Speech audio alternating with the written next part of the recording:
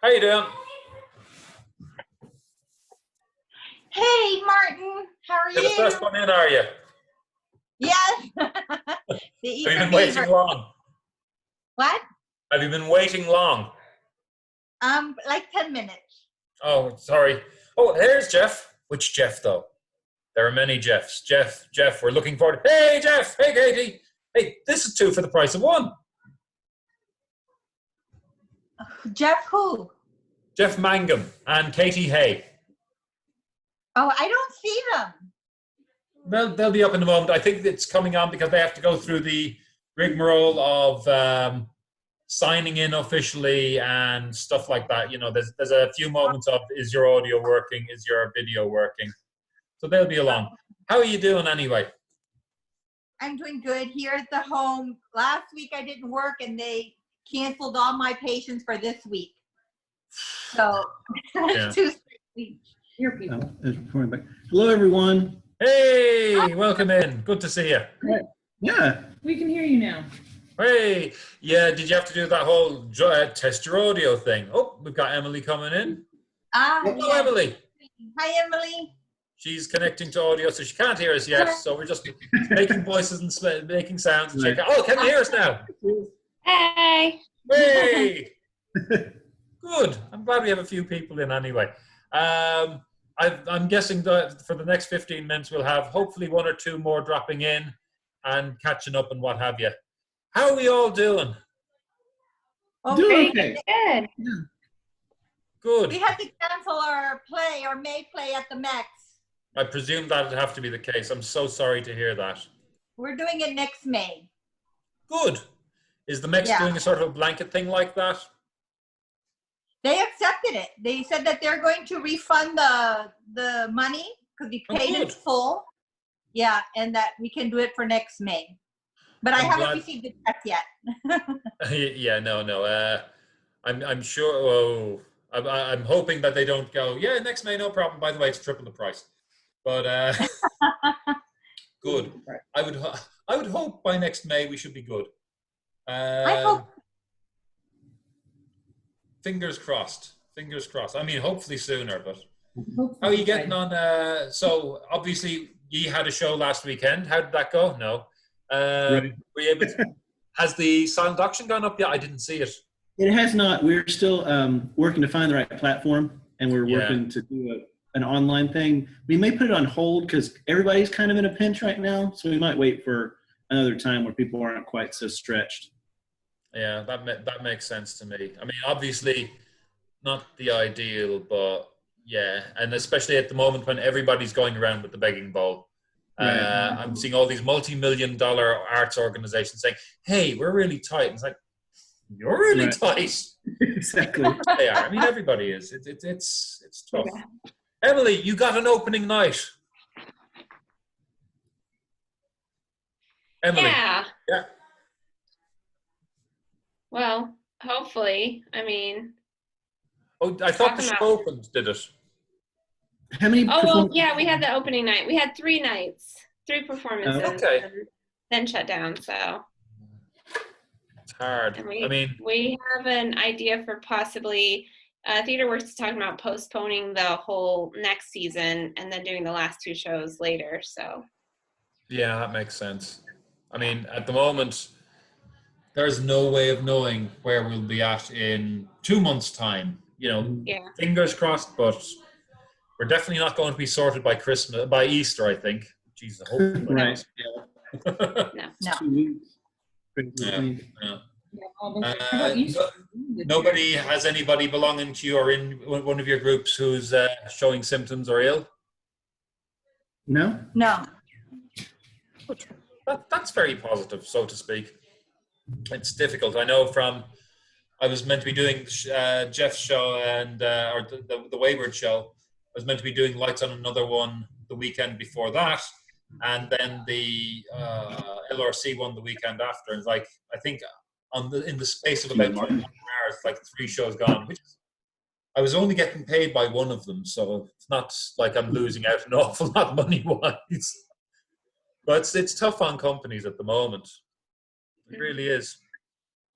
You know, but you know, this is an opportunity. I'm hoping this will become an opportunity for all of us to sort of figure out where we're at, what we want to do, and build maybe. But we won't. What's the word I'm looking for? Jump ahead in schedule yet for a little bit. Any news from anybody? Anyone read anything good? I'm not going to ask if anyone's been to any good shows lately, so it's not going to work today. I've watched a lot of good shows, but there's a lot of arts online. There are, aren't there? Next week, the National Theater is going to be showing One Man, Two Governors on YouTube. So I'm excited for that. James Corden? That's great. I'm looking forward to seeing that one. I've heard great things about it. Next Thursday, yeah. They're doing it Thursdays going forward, isn't it? Yeah. They're doing some Shakespeare as well. Oh, good. Because I know Kentucky Shakespeare have King Lear next week, next Friday. And Much Ado is apparently available all weekend for any of those who fancy it. And what is the company called? Red Bull or something like that have something up at the moment. They've got Tis Pity She's a Whore on Sunday night, or Monday night, I should say. Yep. And Playbill Online's doing a lot of cabaret performances too. Oh, good. Oh, cool. From 54 Below in New York. Feinstein's 54 Below. That's fantastic. I mean, the more things we can get up and keep going, the better. Hello, Jane. How are you doing? Hey, fine. How are you surviving? Well, I'm working from home, so I'm working, just as much as ever, and plus trying to figure out how, I'm still doing anything helpful at work. I mean, it's kind of a strange situation because I can work from home, but there's not a lot of work to be done. A lot of the work that I was doing was events oriented, and those events aren't happening.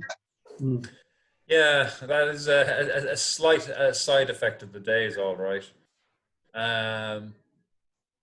Yeah, but you're sort of there. You're in the office, ready to do something, but there's nothing to do, kind of thing. Right. I mean, I'm at home. I'm on my computer at home, just kind of checking email all day to see if anybody needs anything. So it's a little strange. It's a lot strange. Any of the rest of you? So, Heidi, you're obviously on a little bit of a layoff at the moment. Yeah. Didn't work last week. I'm not working this week. They canceled all my patients. And we still have our children's play, Gia's for Gato, tentatively for July. Let's see if we're out of it by July, but we haven't canceled that. And we're still accepting our 10-minute plays for our second annual 10-minute play festival for the end of September at the Bardstown, following the Kentucky Festival. Then the Spanish language theater will be doing is 10-minute play fest, our second annual. This would probably be a good time to really push that again for those who can speak Spanish, unlike me.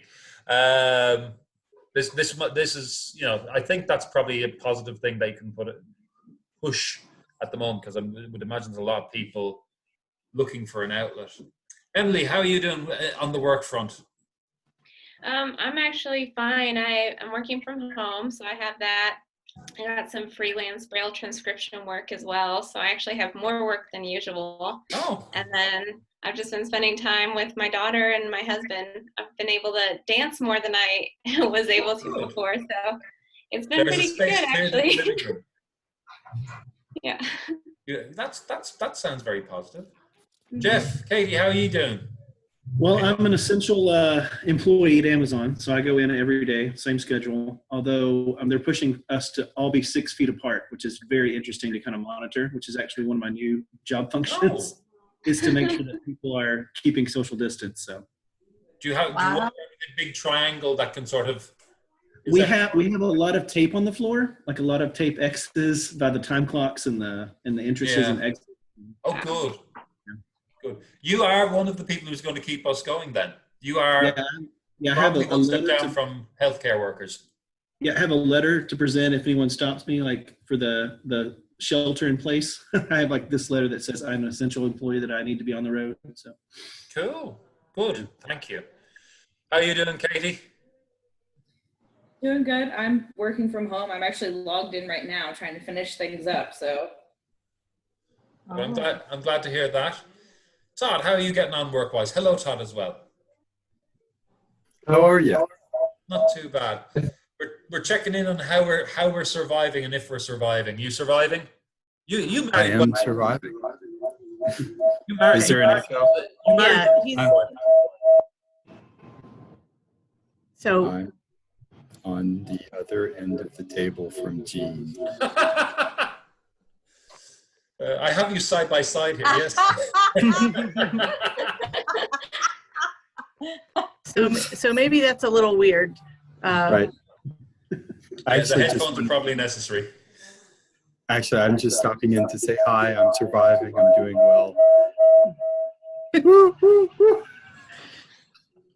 But just wanted to say hi. I've actually got another project I'm working on, so I'm going to bid you all adieu. See you later, Todd. bye, Todd. Bye-bye. Okay, so don't try this at home, kids, even though we just did. Clearly, we're learning the lesson as we watch. Somebody else about to join in. There's Moyo. Who is Moyo? I don't know Moyo. That doesn't mean that they shouldn't join in. It's even better that they're joining in, but excited to find out who it is. It's mute. Yeah. It's some random person. See, can I unmute their audio? No. Wondering if it's something on my side. Ask to start video. Let's try. Try a video. Hey! Hi, Hey! Young! Morgan. How you doing? Hello. Great to see you. Morgan Young. It's good to see you all. Moyo is so much cooler than I was expecting. How are you getting on? I'm doing pretty well. I'm kind of splitting my quarantine. My friend who's a healthcare worker, she needs me to babysit. So I'm at her house, and then just on the weekend I come home so she can, relax. Yeah. So I'll be going back over there either Sunday night or Monday. So I'm not feeling too lonely with being able to kind of go back and forth. Well, then you are sort of, if you know, I mean, you and Jeff are on the second rung of most important people, making it possible for everybody else to work. So thank you. Seriously. Yeah. We're catching up on just taking it easy while we see who's coming and who's joining us. Had you anything on the verge of happening or in the middle of happening when all this happened? Theatrically speaking. Had you anything in the middle of happening theatrically or on the verge? Oh yeah. Good Grief with Looking for Lilith was to open. That's right. My students' performances with Drama by George. I was teaching 3 classes with them. I only got 1 performance done. So no. 2 classes that didn't get to do their performance. So George is working on a workaround for that. Mm-hmm. And I was teaching and getting ready for another performance, 2 other performances at 2 other schools. So yeah, lots of teaching. And I had just accepted a new role, and that show got postponed pretty much indefinitely because they knew that all these other shows were happening and they're going to be postponed. So we had many different projects working. That's all to a halt now. How about the suffrage project with Lilith? How's that doing? Are you Jen hasn't reopened that quite yet. I'm doing research. I don't know if anybody's watched the Madam C.J. Walker movie on Netflix. It's the miniseries with Octavia Spencer. Is it good? I'm looking forward to it. It is good. I really enjoyed it. The spectacle of it all was the best part.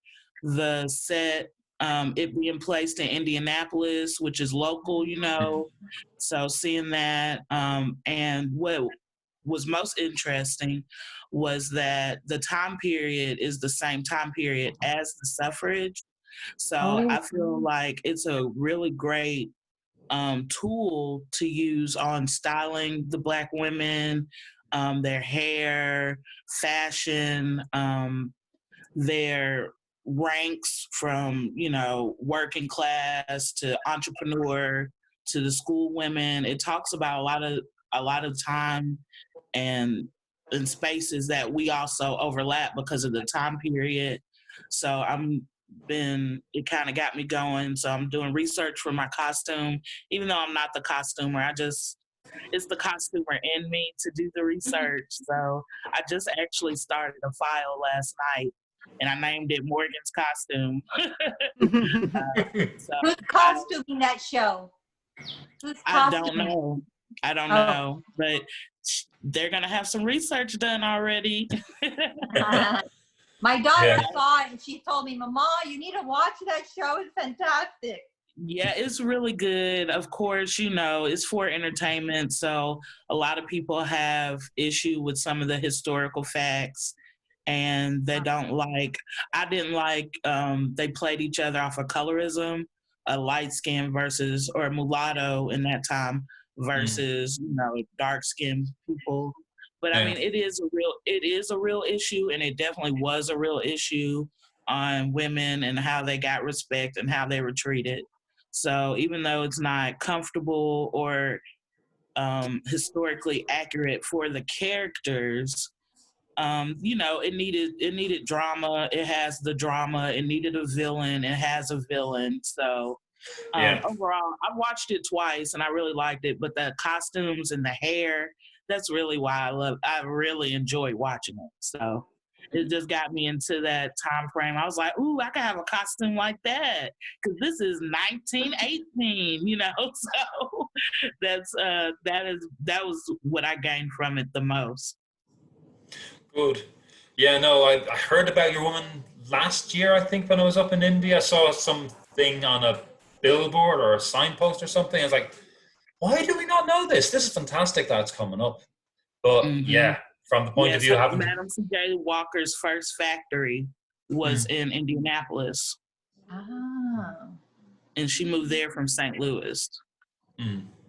So I like that too, because my dad's people are from East St. Louis, so I have a lot of relatives in St. Louis. So I was like, hey, family.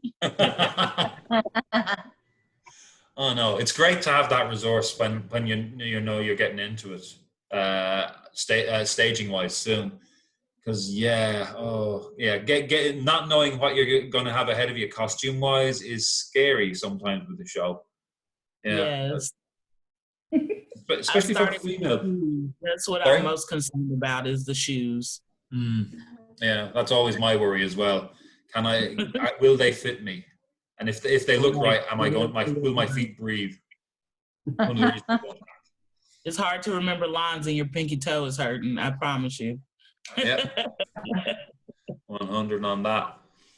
So, this part of the reason I thought it'd be a good idea to have a meeting this week, even though, apart from the fact that we lost the meeting we were going to have last week, was, I don't know about the rest of you, seeing people in this kind of situation where even though we may be ending up talking over each other, we're actually getting a chance to communicate is really helpful, I think. And as a local theatre community, this is an opportunity for us to, catch up, talk about something other than the coronavirus. Sorry for mentioning it. That's the last time today. And, get it out of our system to a degree so that we can start to prepare to move on, to get on with the work of doing theatre and figuring out what's next. For me, I've got a friend in South Korea, I've got another friend in Italy, and I've got another friend in Ireland. So I don't think we're getting out of this. Sorry? I have a friend in China. She's been quarantined since January. Is she near Wuhan or? She's teaching and she's just been in her apartment. Now they've got it all, all the teaching online. So she's still been able to make money. But for a while there at the beginning, it was like, what's going to happen? It's scary. And scary particularly out there. But I think I have a feeling we're not going to be out by Easter, and we might not be out by the end of April either, possibly further ahead. I don't want to be spending the time talking about that as such. I do want us to sort of, catch up, see how our different companies are reacting to the news, seeing if there's anything that we can share that can help either us as individual artists, us as companies, us as ordinary people can move on with. Beyond that, I do want to talk about, if there's anything that we want to talk about in general. I have a proposal to make for going forward, and I think it's going to be a very slow burning, small change that could actually have a big impact in the long run. And, just generally talk about what do we need to do when we get back? When we come back from this. Oh, hello, Andrew. How you doing? You can't hear me yet. No. Looking at all these things on the screen. I don't know if you can see Andrew at the bottom, but I can see him trying to figure his way through what's going on. But at the end of this, we're going to be coming into a place where we'll have a lot of people who have been getting their engagement fix from Netflix, from Hulu, from YouTube, and from Facebook. What are we going to do in the theatre that's going to pull people back? I think in the first month after it's over, people will go out and do anything. They'll even go watch plays by that company who we're not going to name, but we all know they're terrible.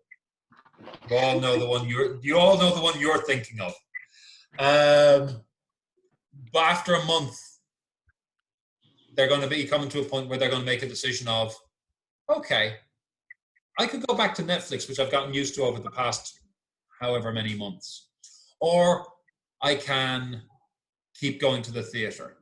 How do we tip the scale in that balance? What are some of the factors? And don't worry, we're not going to get an answer today, because there's probably not an answer, and there won't be an answer till after it's been done. But that's one thing I do want us to touch on as we go along. But first, let's check in company-wise. Who are you currently representing, or who could you be said to be representing, or who are you meant to be in a show with? And we've heard a little bit about how everything's been cancelled. Have you heard anything about what are the plans for going forward? We'll start on my left. You might as well name a name. I'm on my phone, so you have to call out names because I will. Don't worry. I thought it'd be evil for a second, and so I get it out of my system. So we'll start with Jeff on my left. Okay. I'm actually, the way I'm looking, I am on your left on my screen. Oh, good. Well, I guess I could say I represent three companies. Start with, we've talked about Wayward. Our fundraiser is on hold for right now. Little Colonel, we're having discussions about what to do for the remaining 2 shows of the season, because we had an April show and a June show. So we're talking about if we move them to next season, like how they fit in, because we're actually in the midst of planning and announcing our 2020-2021 season. And then Mind's Eye had a production of Guys and Dolls that was set to audition this past week that has been postponed indefinitely. So there's 3 companies that are kind of, again, on hold right now. So. Okay. Katie, on Jeff's right. Katie? No, Katie. Katie. Katie.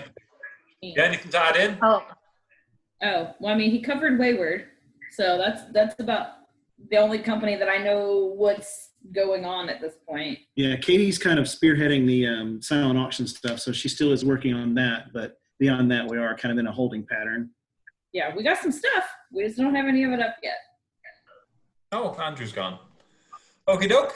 Thank you from the top square. Oh, I'm sorry, Jean. This means that you are no longer the center square. I'm sorry. Haiti, what have you got going? with Squares. So Petey's been with- cancelled. Sorry, yeah. Me? So I'm Heidi Canovas, and I'm with Teatro Tercera Llamada, which is the Spanish language theater company here in Louisville. And we've had to postpone our world premiere of Petey, which I wrote, till next May. And the Mex Theater said it was okay. And we're still tentative for July doing our bilingual children's programs in the libraries. So we have 6 shows programmed. They're called G is for Gato, and they're all original songs on the open G, clawhammer, banjo, about cats, friends' cats, families' cats. I have 11 songs so far, more cat songs than I need for the show. But people want songs about their cats. And Do you have human cat hybrids like in that recent film? what? Do you have human cat hybrids like in that recent film, that horror film that was out there the end of last year? I think it was called No, Cats. I don't watch any horror film. That's too traumatic. No, it's violent. And so we're still tentative. I talked to Peter Howard or emailed him, and he asked me if we still are going to do it. I said, as far as I know, because I'm singing the songs and playing the banjo, we are. But time will tell in this dystopic era that we're living in. And then we extended our convocatoria, our request for 10-minute plays. So last year we had our first 10-minute play festival, all local playwrights, Spanish language 10-minute plays, and the thing sold out, like standing room only. It was like, oh my gosh, I guess we need to do this again. And so we still have that open for plays to come in. And they tend to be more political. Latinos love to write about politics. So, and that's Sure. Aren't the Latinos the Irish of the Latino world? Yes. And we plan to do that, God willing, after the Kentucky Festival at the Bardstown. So I talked to Doug Chudy, and either we were going to do it 2 weeks before the Kentucky Festival, or 2 weeks after. And he said he didn't have 2 weeks before, so we're going to do it 2 weeks after his 10-minute play festival. I think it would look pretty that, we have the English 10-minute play festival and then the Spanish 10-minute play festival. We only did 3 performances last September, and it was like a sellout, blowout. I thought, we've never sold out at the, we've never sold out at the Bardstown. My God, I tell you, standing room only. I have PTSD from those 3 nights. I need to run to the door for a minute because I have someone picking up something. So don't worry. Okay, I'll see you in a little bit. No problem. We'll see you. Now we see you, and now we don't. In her absence, Jean. Well, I'm really glad that we got our performance on February 29th, that we kind of squeaked it in there before everything went to pieces. Yeah. And the only thing that, so I'm with the Gilbert and Sullivan Society. We have been in a holding pattern. This was going to be the year when we ourselves back together organizationally, and there's still no reason why I can't do that. So I'm going to proceed with that, and we'll go from there. The only problem is that now, I feel funny even trying to have a board of directors meeting. So I guess I'm going to have to figure out how to do Zoom and do it that way. Yeah. Fingers crossed. Fingers crossed. If I can help in any way explaining the Zoom, wow, you really are stuck because I know nothing. But I've got this working so far. It's manageable. It can happen. It can happen. Thanks, Jean. Morgan, so you are mid a dozen different things. Do you want to talk of any of the companies that you're hearing words from, or? Right now, I'm just focused on being a great team member with Looking for Lilith. They're my priority because I have my main stage show with them, and I've been writing with them. So as of right now, we're hoping and tentative to open at the end of May. That's just the game plan that they've created, and we're just hoping that that works out for us. And looking for a summer gig. Hopefully camps will be back. I work with Sacred Heart School of the Arts, and I have a couple of camps that I'm helping out on. So if we get our people, I guess we'll still do them. Just a lot of uncertainty. So that's really what I'm looking forward to, is still working with suffrage play, continuing to write. I think Jen's going to get that up and going. Probably next week we'll have a suffrage meeting. Cool. And then getting good grief up on its feet. We were literally Tech Week, so it was quite like, oh, okay. So, we've been rehearsing it. We're ready to show that and share that story. So those would be my priority going forward. Cool. Fingers crossed. Emily, you're halfway through. Yeah. So, Theater Works, we had our 3 performances of Little Women, and then we had to close down. And so right now Theater Works is saying that they are going to try to postpone Little Women and Big Fish, and postpone the start of their new season till after those 2 shows. But obviously we don't have a date when those will be, but hopefully, luckily, since they own the space, they can kind of fiddle around with things.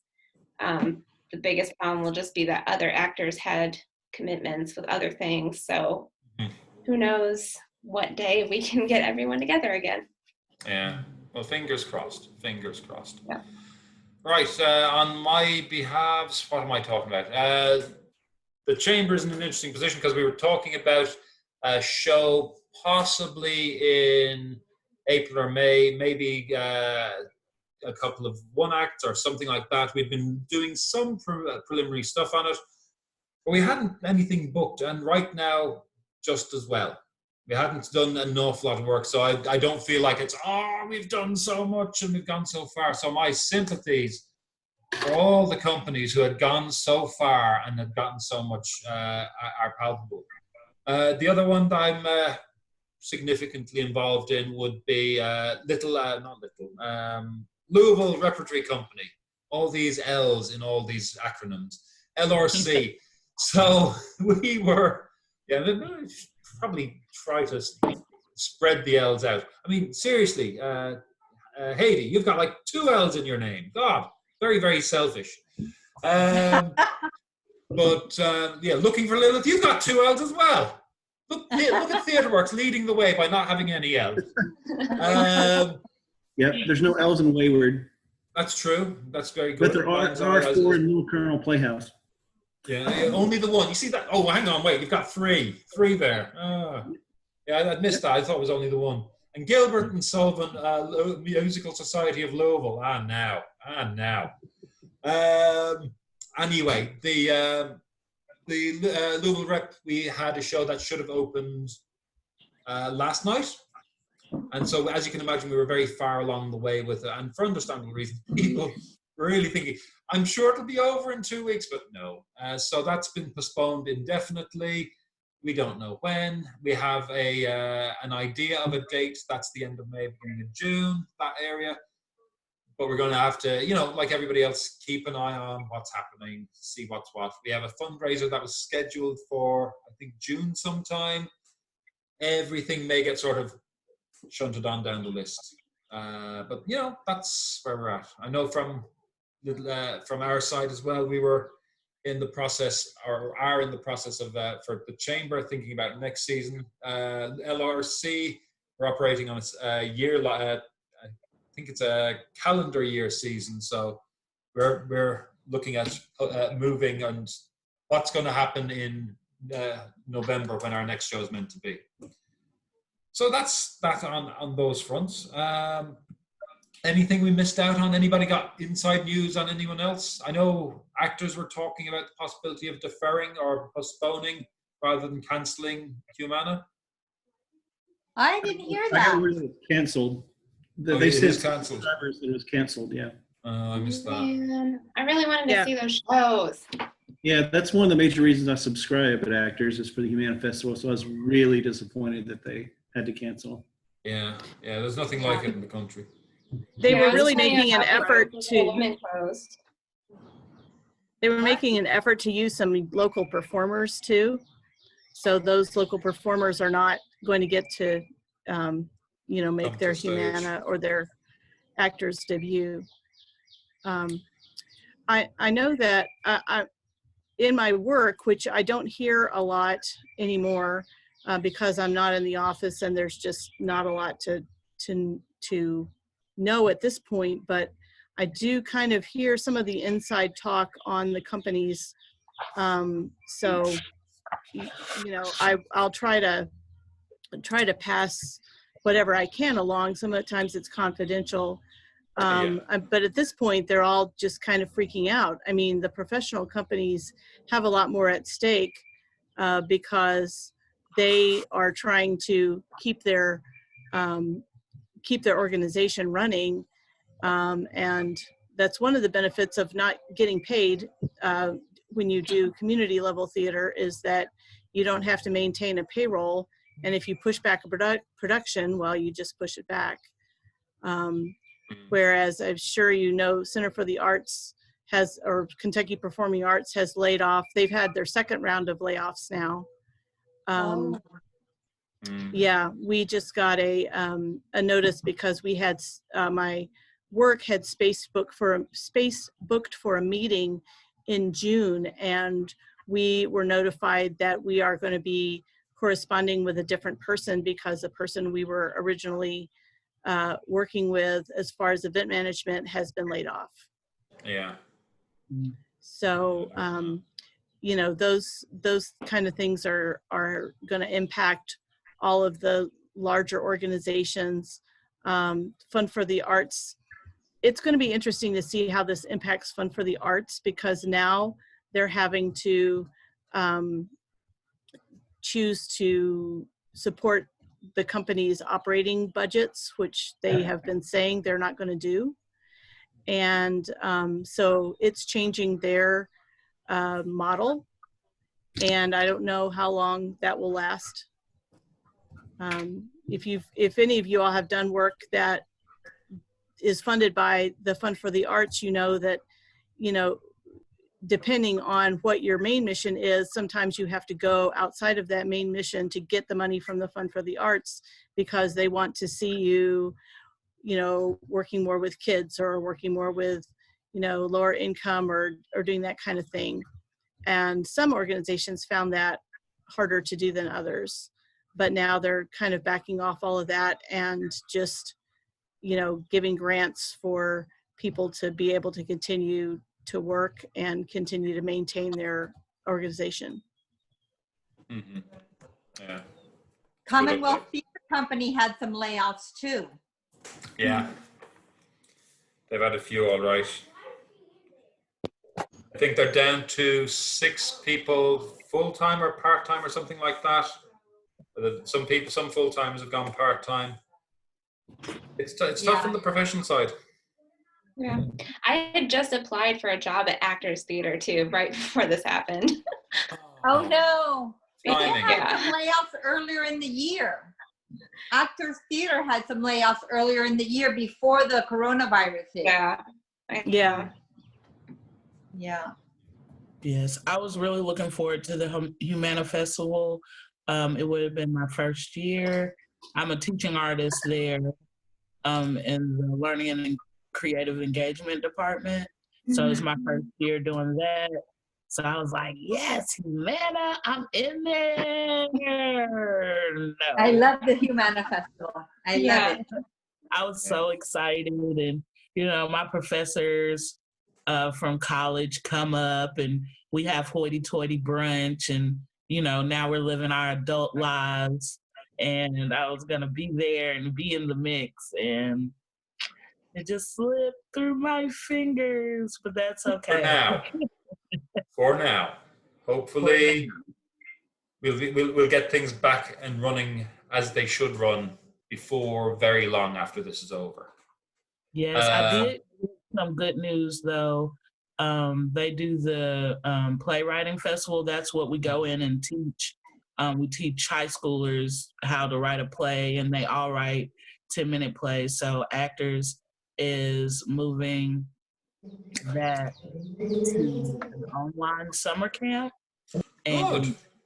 And two of my students were selected for that. So that's quite prestigious and really exciting for me as a new teacher with them, that I had two of my students selected. They only select 10, and they have, awesome. Yeah, they get about 400 submissions. So wow, that's congratulations! remarkable. I incited some creativity. Yay! Good, proper order too. Good, our future writers.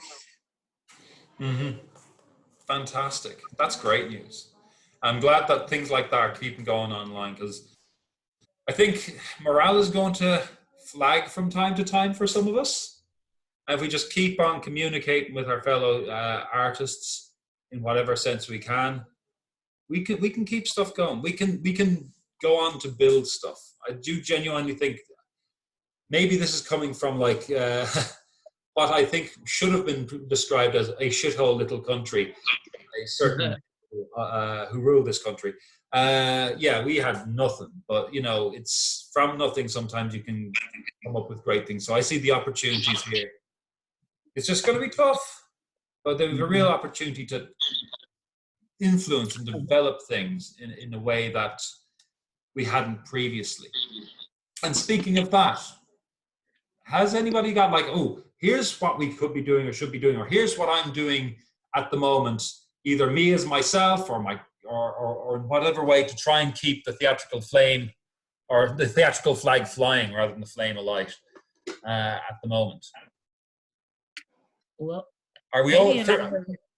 Katie and I are in a talent show tonight. Yeah. So that's exciting. We're doing an online talent show to help. It's kind of a fundraiser. It's a suggestion. Yeah. Claire Hagen is running it. So go to I was talking about her. This is exciting. This is great that this is happening. I'll try to put the link for it. It's at 7:00 tonight. Let me see if I can put the link in our message. Cool. Yeah, I know there's a Facebook event as well for it. Good. Yeah. It's a fundraiser. You donate $5, and it's for theater folks that have found themselves without a job. Gotcha. To help with that. Yeah. Let me see if I can find it. This is through Lilith, isn't it? Yes, the Lilith logo is on it. And there's a cat playing the banjo. Of course there is. And I'm playing 2 songs from Dias for Gato. The first 2 songs, the one I wrote with my dad, that was the first song before there was even a consideration of a Dias for Gato show. And then the second song that I wrote with my daughter at the log cabin in Eastern Kentucky, that was also before there was even a consideration of a bilingual children's show about, cats and a banjo and the history of banjo.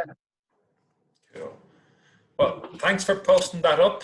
I'm going to put that on the what do we call it? The theatre community site or Facebook page anyway, so that anybody who can catch it will. Morgan's going to be singing. She knows how to sing. And Shannon is going to be doing a monologue. Claire's going to be singing and playing the guitar. And that's what I can remember for now. Cool. I'm sure there are many more besides involved, hopefully. Get that in.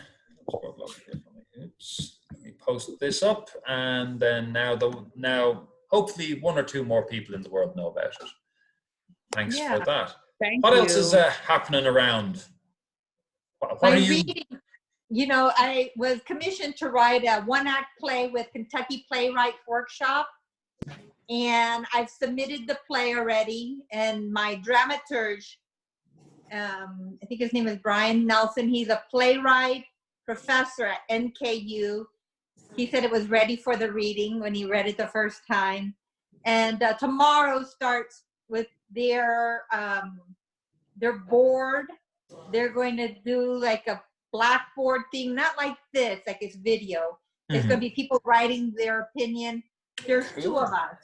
Yeah, Patricia Ayers from Berea and me. We're the only two.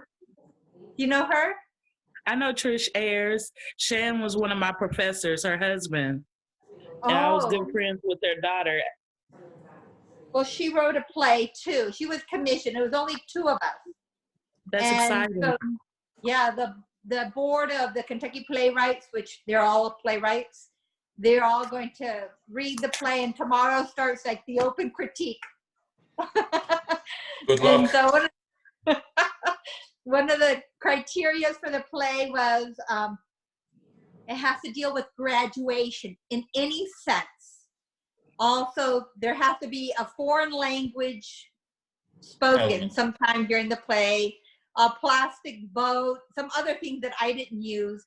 And I can pick one item that is not in that, in the requisites, and also two clothing that are separate from what the people wear.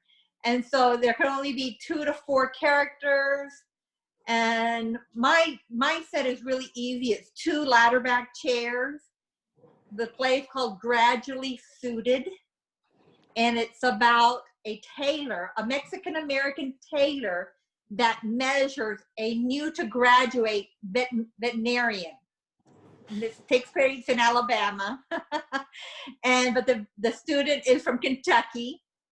And the Mexican-American tailor starts measuring him his head. He measures him head to toe. And and he's having a suit. The guy that's name is Fred Bellows is having a suit made for his graduation. But he also wants the suit for when he gets married. But he doesn't have a girlfriend. But he's like so stingy, you know, he wanted the suit that he's gonna pay $100 for to last till he dies, you know, for his funeral. And so it's nice. And the thing is that the tailor is one of these very frugal people, just like the veterinarian, because the veterinarian, you know, the family was very low socioeconomic circumstances. And so the tailor never had children because he couldn't get his wife pregnant, but he never bothered to take the time out from work to see why. And so now he's 75 years old. He's all alone. He lives upstairs to the tailor shop that's below, and he's all alone. And all he does is just work. And so it's finding happiness and the regrets that people have and learning from their regrets. Cool. That sounds like a lot of fun.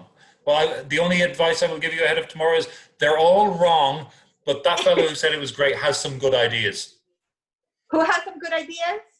Whoever it was said it was good. Yeah, we like that guy. Yeah, he's okay. Yeah, I try not to take it personally. Yeah. I like it. I read the monologue to Jomi, and she thought it was fantastic. It's just the three scenes in a one-act play, and there's magical realism. So the center scene, the second scene, the old man, his name is Tiburcio Castillo, Tiberius Castles, but in Spanish. And he's talking to his dead wife. It's a monologue, and it's beautiful. It just like my heart now is like melting just thinking about that monologue. That's so beautiful.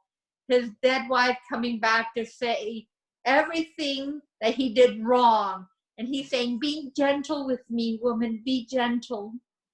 And it's because now he's reaping the consequences of his stinginess, of his, workaholism. And it's like, it's really beautiful. And, workaholic, it's a real thing. It's the only acceptable addiction here in the United States. It's almost a required addiction in some places. Yeah, but it's at the end when people realize they spent their whole life just working, saving money, not taking any vacation, not seeking happiness. They lost what happiness is. It's not even finding joy in their life. It's not even a consideration. And it breaks my heart. Yeah. I think the COVID-19 actually might be helping people realize that they've been spending too much time working. Like, I don't know, for me personally, after I was, working on Little Women and I was gone for so much time, and then I got home and now I'm home all the time with my daughter and I'm dancing with my husband because he's not out working. And so like I'm reevaluating things now because of this. And I'm sure a lot of people are doing the same thing, reevaluating what's important. Right. Yeah. Or finding that they're an introvert. I haven't missed people yet. People have missed you, Morgan. Don't be thinking about yourself. Other people have missed you. Well, that's so precious of them. I haven't gone bonkers yet. And that might be because, like Emily said, I'm working for all these, gig is life, right? So I'm working, going from this school to that school. On Tuesdays and Thursdays, I go to this school. On Monday, Wednesday, Friday, I got daytime rehearsals. I got nighttime rehearsals. I'm practicing my lines. I'm running around. So like very much that first week, I was like, and vacate. All right. So I'm still not like going crazy because I haven't seen people, I don't know, video conferencing and then I'm splitting the quarantine. So I'm not like, I'm just by myself. I don't feel that way at all. It's up to mommy. Sorry, somebody wants to watch TV. You're in the TV room? Oh, no, that's the next room beside me. We've been trying to limit him from watching TV 24 hours a day. We've got it down to 21. So...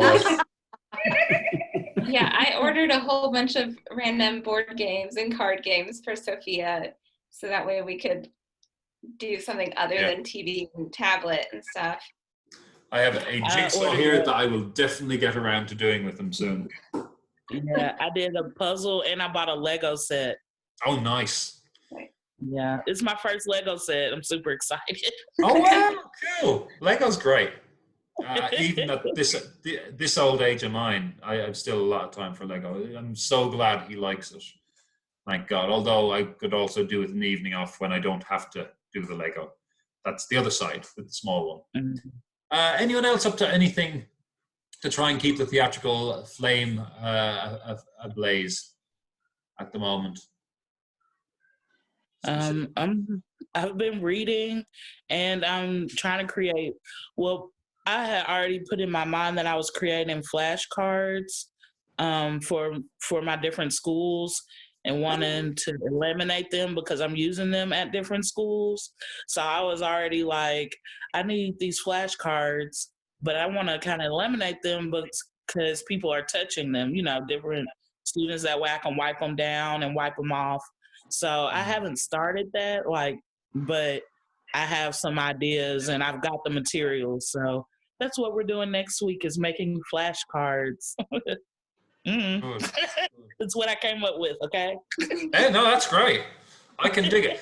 Listen, anything that works is not to be not knocked. However it works, if it works, that's great. And if flashcards are going to work, my wife teaches law, and she's created sort of like a playing card game that's basically flashcards, but we won't call it that.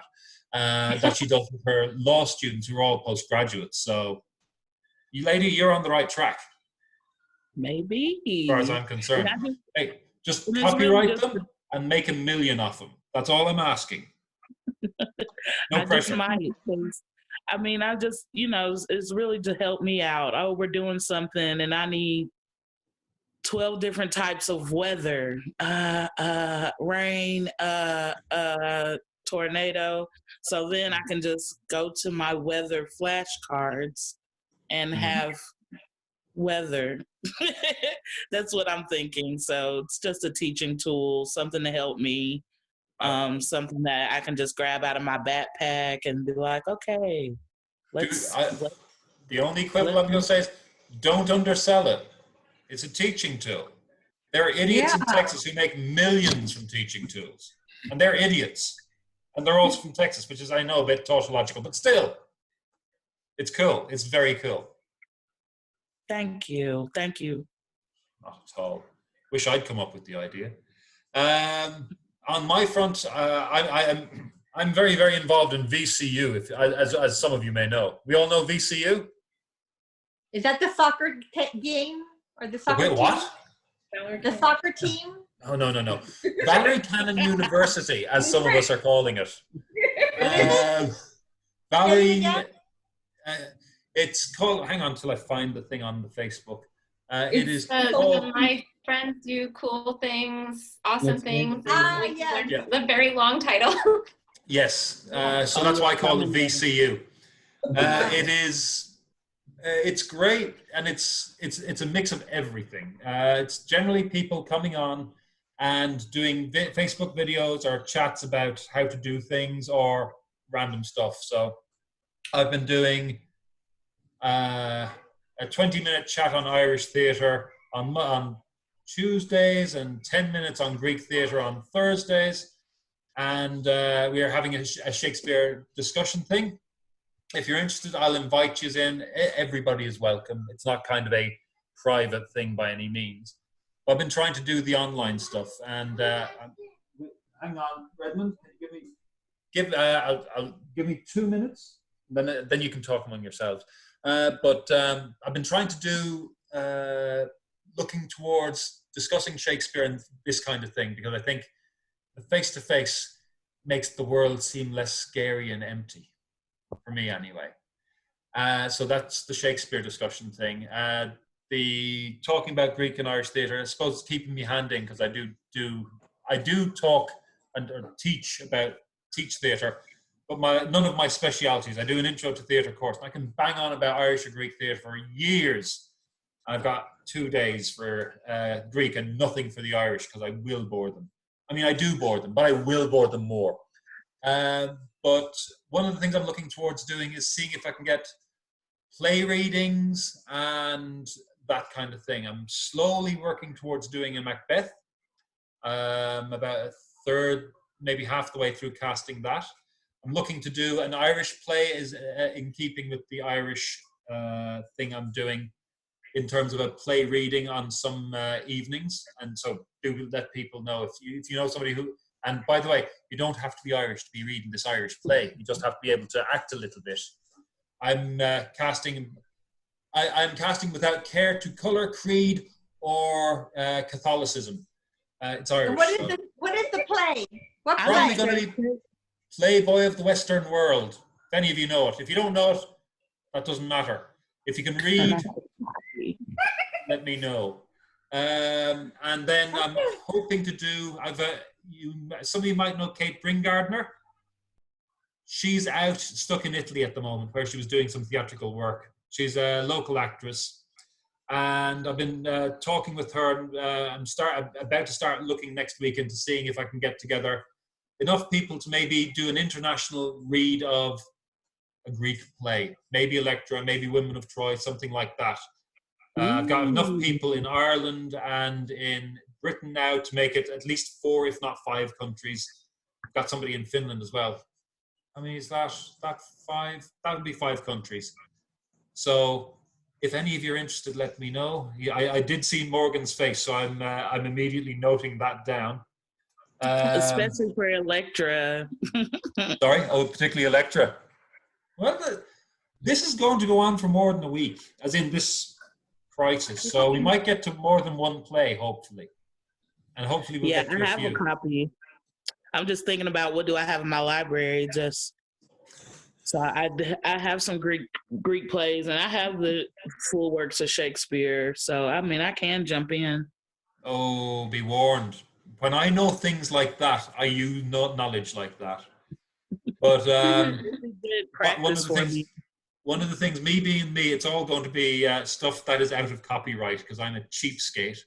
And it'll be stuff that hopefully I can get on the internet and spread around, because I think being able to keep active and keep in communication, even if the only audience is ourselves, and then putting onto YouTube and seeing who we can foist it on, is going to make a difference for all of us. I know I'm not so much the performer here, but I can read.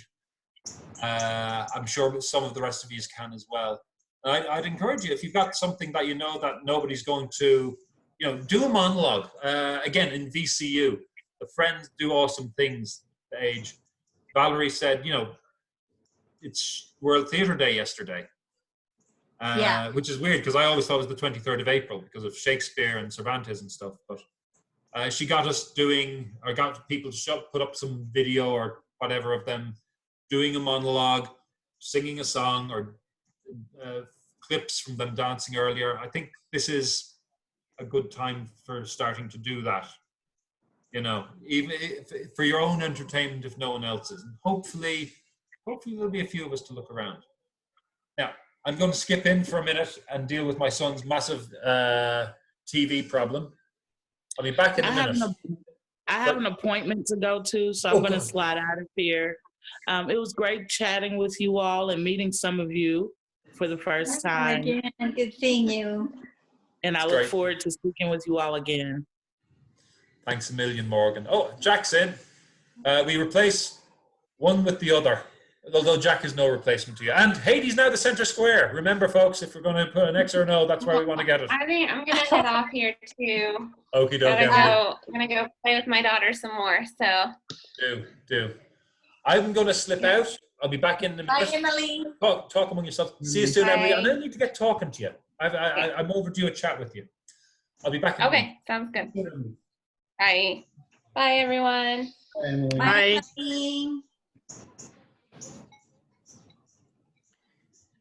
Well, I feel like people are going to get really better at using these types of tools to promote and to interact, and to keep their creativity going when they can't meet in person. And I know that the ones that are already using them have kind of got the leg up. I mean, what do you guys think? I have never used the Zoom. This is the first time. I was FaceTiming my parents, and they're in their 80s. My dad will be 88 next month. And many times I am talking to his ear because he forgets that it's in the face. And so he does this, and I see an 88-year-old ear. I've taken a picture of it, but I have never done Zoom. And I've seen people take pictures, but I only can get 4 squares at a time. I have to move, slide it over to see who else is in the pictures. I don't know how to get everybody's pictures together or everybody's screen together. So I'll have to figure this out. I'm going to see about my theater company if they want to do a Spanish reading of a play, maybe something from Cervantes, just to, have fun. Play readings, dramatized readings, I like to do them like we sit around the table and, okay, you're going to be so-and-so, you're so-and-so, you're so-and-so, and then we read a play, and I find that so much fun. And this is a good way to do it. for people that want to do it. Yeah, I think sometimes the thing that prevents people from participating is because maybe they have childcare issues, they've got transportation issues. They may have the time to do the actual event, but it's the getting back and forth that it's the problem. And so this kind of eliminates that. Yeah. Yeah, but you know, it's still, if you have a child in the house, it's hard because they need attention. Like Emily with Sophia and Martin with Redmond. You know, you have to pay attention to them because they're children. Right. Yeah, that's full time, 24/7. When you're at home in quarantine. Yeah.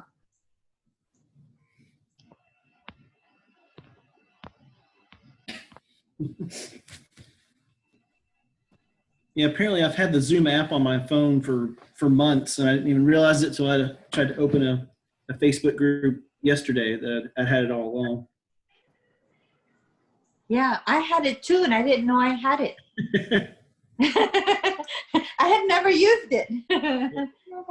It is a great tool. Like I saw people last night for a little Zoom kind of game night thing that we did, and just seeing people's faces I hadn't seen in weeks was just, was just light. So. Hooligan. Hey, Jack. Jack. Hey.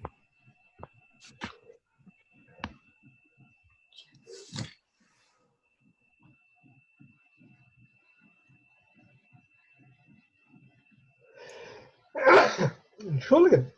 Gotcha. Ah, our flowers are blooming. Yes. Did you sneeze in your elbow? Oh, yes, right. Yeah. I never had asthma or allergies until I moved to Kentucky almost 30 years ago. All right.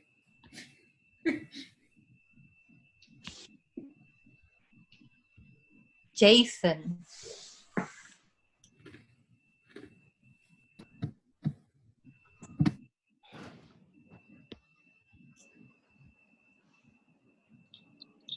Jack, we were going around and asking what people are doing as far as their theater company. Well, the Young Hearts have been able, because we're dependent upon the the performance space, which is Circuit Heart School, then the very next time on their calendar, which allows us to have a week relative to it open, is in July. And so we have sort of put our finger on the calendar for July. And obviously we're back resending out all of our, publicity stuff to tell people, either via Facebook or by soon to be the mailings to the, assisted living facilities and those kinds of things, which are our major types of patrons. Because really in that 4-day period, we end up performing to about, 1,700 people, or on a good year, 1,800 and something. So it's a challenge to make it all match.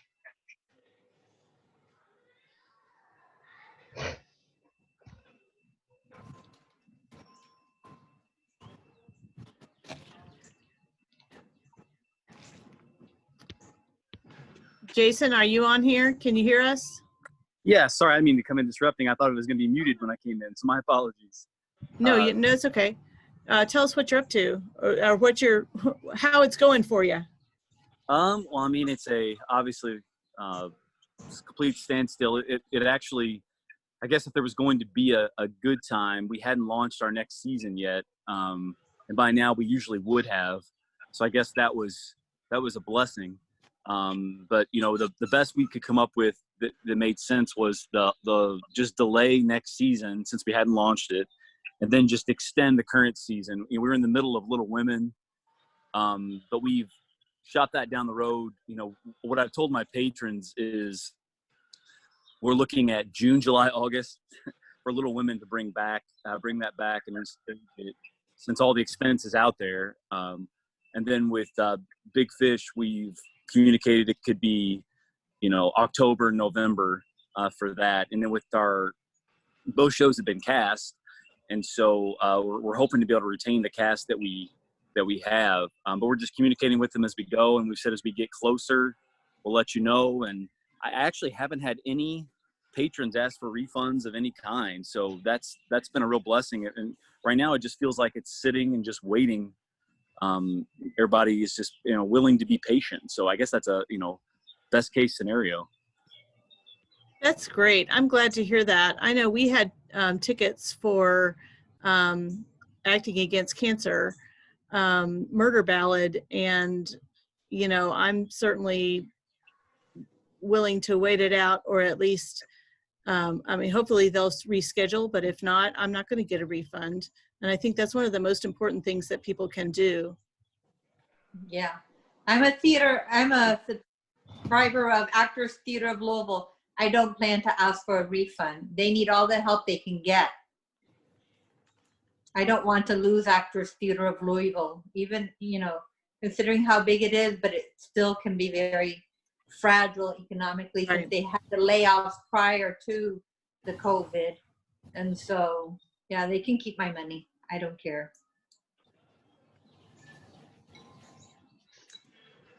Sorry for being out. So you're surviving, Jason? Absolutely. I got to say, I feel a little guilty even saying it, but it was such a stressful moment for the theater and all the things about the launch that it's a little bit of a pleasant a pleasant break, just a mental break from it all. So I feel guilty even saying that, but that is an honest thing. I think it was I think a lot of us feel that way. It's like an excuse to sort of take that full stop and rethink it and see what we'll do afterwards. So that makes sense to me. There's a lot of us in the community who haven't had a breath, in different ways and different reasons. Jason, I think you were one of the few productions that was really mid-run. How do you feel about sharing with us what that was like and kind of how it felt to have to make that decision? It was horribly stressful. It was horribly stressful, and just kept trying to check in with our cast. We were wiping down the theater 3 times at least throughout the evening, and that doesn't include all the ones in between that people were getting. But it was all we knew to do was just go with what the CDC said, because especially at that time there was so much, if you recall, there was so much misinformation happening, and so that at that time it was 100 or under. And we reached a moment. It was very strange. I think it's when the entire world broke. It was that Friday. I'm trying to remember the exact date, with 12, 13, whatever it was. And my cast actually before the show. Oh, it's when they declared Trump declared state of emergency. And they're like, "Are we really doing it tonight?" And I was like, "Well, the CDC says it's okay." But then we had a talk. I had asked them all to stay after the show, and we went around one by one, and I wanted to hear from each of them. And basically there was enough fear at that moment that we decided that it wasn't worth it. And it was because of the age, some of the cast members, and then the fear that what we could be doing to our patrons. And so it was, I'd say we were at one day more and we would have been irresponsible is what I felt like. I feel like we took it right up to the line. And we probably should have closed down the day before, honestly, is my take. But, hey, so far so good. It looks like we didn't blow it too badly. Yeah, and I'm sure that you all didn't put anybody in danger, but I've lost it. I think you froze on us there, Jean Marie. Yeah, say it again. It's not even so much whether you're putting somebody in danger at that point, but how people felt, like if it was causing them stress, if it was causing them anxiety. I felt some of that even with our church activities. There were some people that were trying to keep on going, and I just felt better to to stay away, you know? That's interesting you say that, because the cast did say Friday night when we talked after the show, I think it was Billy Bass who said, I don't want to do another show with a backstage that felt like that backstage. He's like, there was this feeling of kind of like just anxiety and kind of dread. He's like, that was, he said, we can't do that again. We just can't. So, but our audiences were dwindling. I mean, we were down 50% house on Friday night, which is, we always have some that don't show up, but they were all it was sold out. But they just weren't coming. And so that was obviously the final straw as well. You kind of feel guilty at that moment.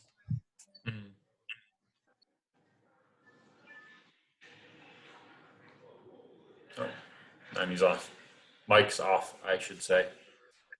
Jack, how have you been? I have been trying to figure out when we will start rehearsing again. Because we had been, I guess of 1, 2, 3, 4, 5, we had been 7, 8 weeks into rehearsal, which for us old folks in terms of lyrics and blocking, etc., takes a while. So our challenge is, when will we start up again? Because obviously the lead to the July timeframe is what will be a challenge in terms of being ready and how much we will retain.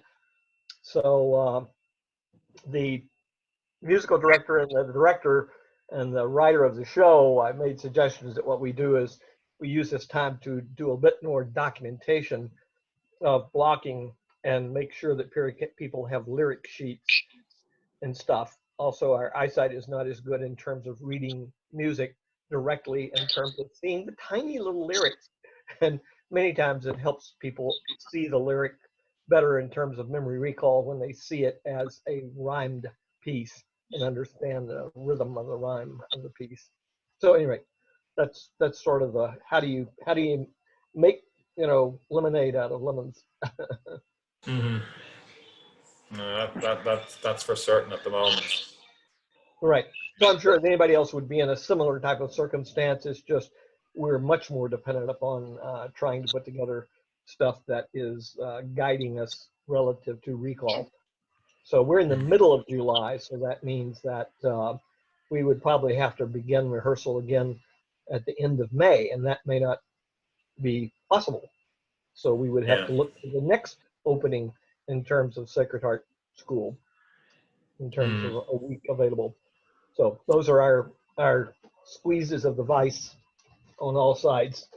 We've actually got a spot booked for the pre-show for Kentucky Shakespeare, and that's going to be towards the last part of July.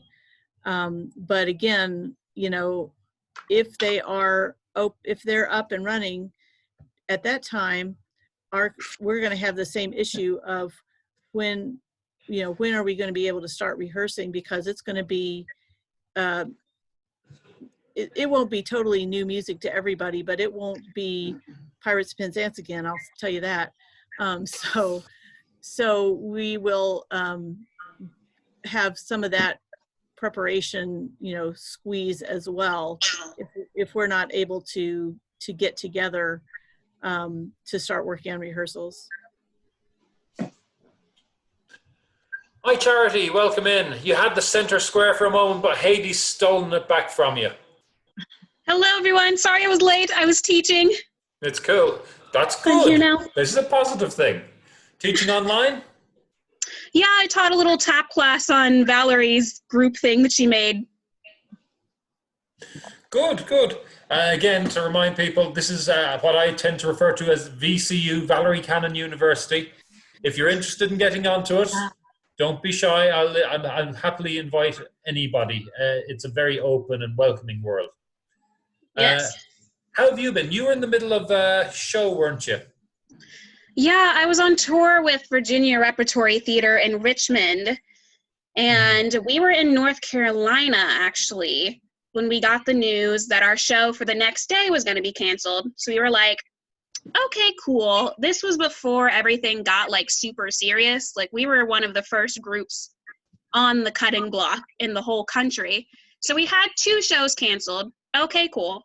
We went back home to Richmond, And I got an email that very next day saying that the rest of the tour was canceled. You have 2 weeks to move out of the Actor House. Myself and a lot of other people were being housed by them. Unfortunately, they can't afford to pay us out of our contracts. So I got my last check yesterday, and now I'm screwed. Oh, no. But they've been very compassionate about it. You know, it's the same decision. I'm going to move out of this reflective light here. It's the same decision that every theater ended up having to make. So Yeah. at least they were nice about it, but it's still a really shitty situation. It is. There's no getting around that at the moment, unfortunately. Yeah, so honestly, I'm genuinely concerned about a lot of the smaller theaters and even some of the smaller regional theaters. I think people think they have more money than they do, but a lot of entertainment companies are working on pretty small margins. So I feel like a lot of companies are either going to merge or go poof. Yeah. Yeah, that is a possibility, especially the longer it goes on. And the other thing, the other side of things is, you know, what is theatre going to be when we all get back? Is it going to go straight back to normal? I always maintain that our biggest rival for local theatre, and any theatre to be honest, is Netflix rather than another local theatre company. And when we get back, we're going to have an audience of people who are so used to sitting at home in their underpants and watching Netflix. I mean, this is the PG version. You know what's going on in my head.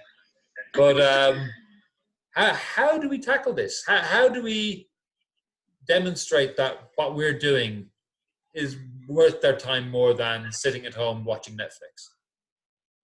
I think you raise a valid point. And it's definitely a point of concern because it is completely different. And I really hope that theater is able to go back to being primarily in person. I know a lot of auditions have moved to video auditions. I hope that we can start auditioning in person again because it's completely different. But like you said, we have always fought against it's cheaper to watch Netflix.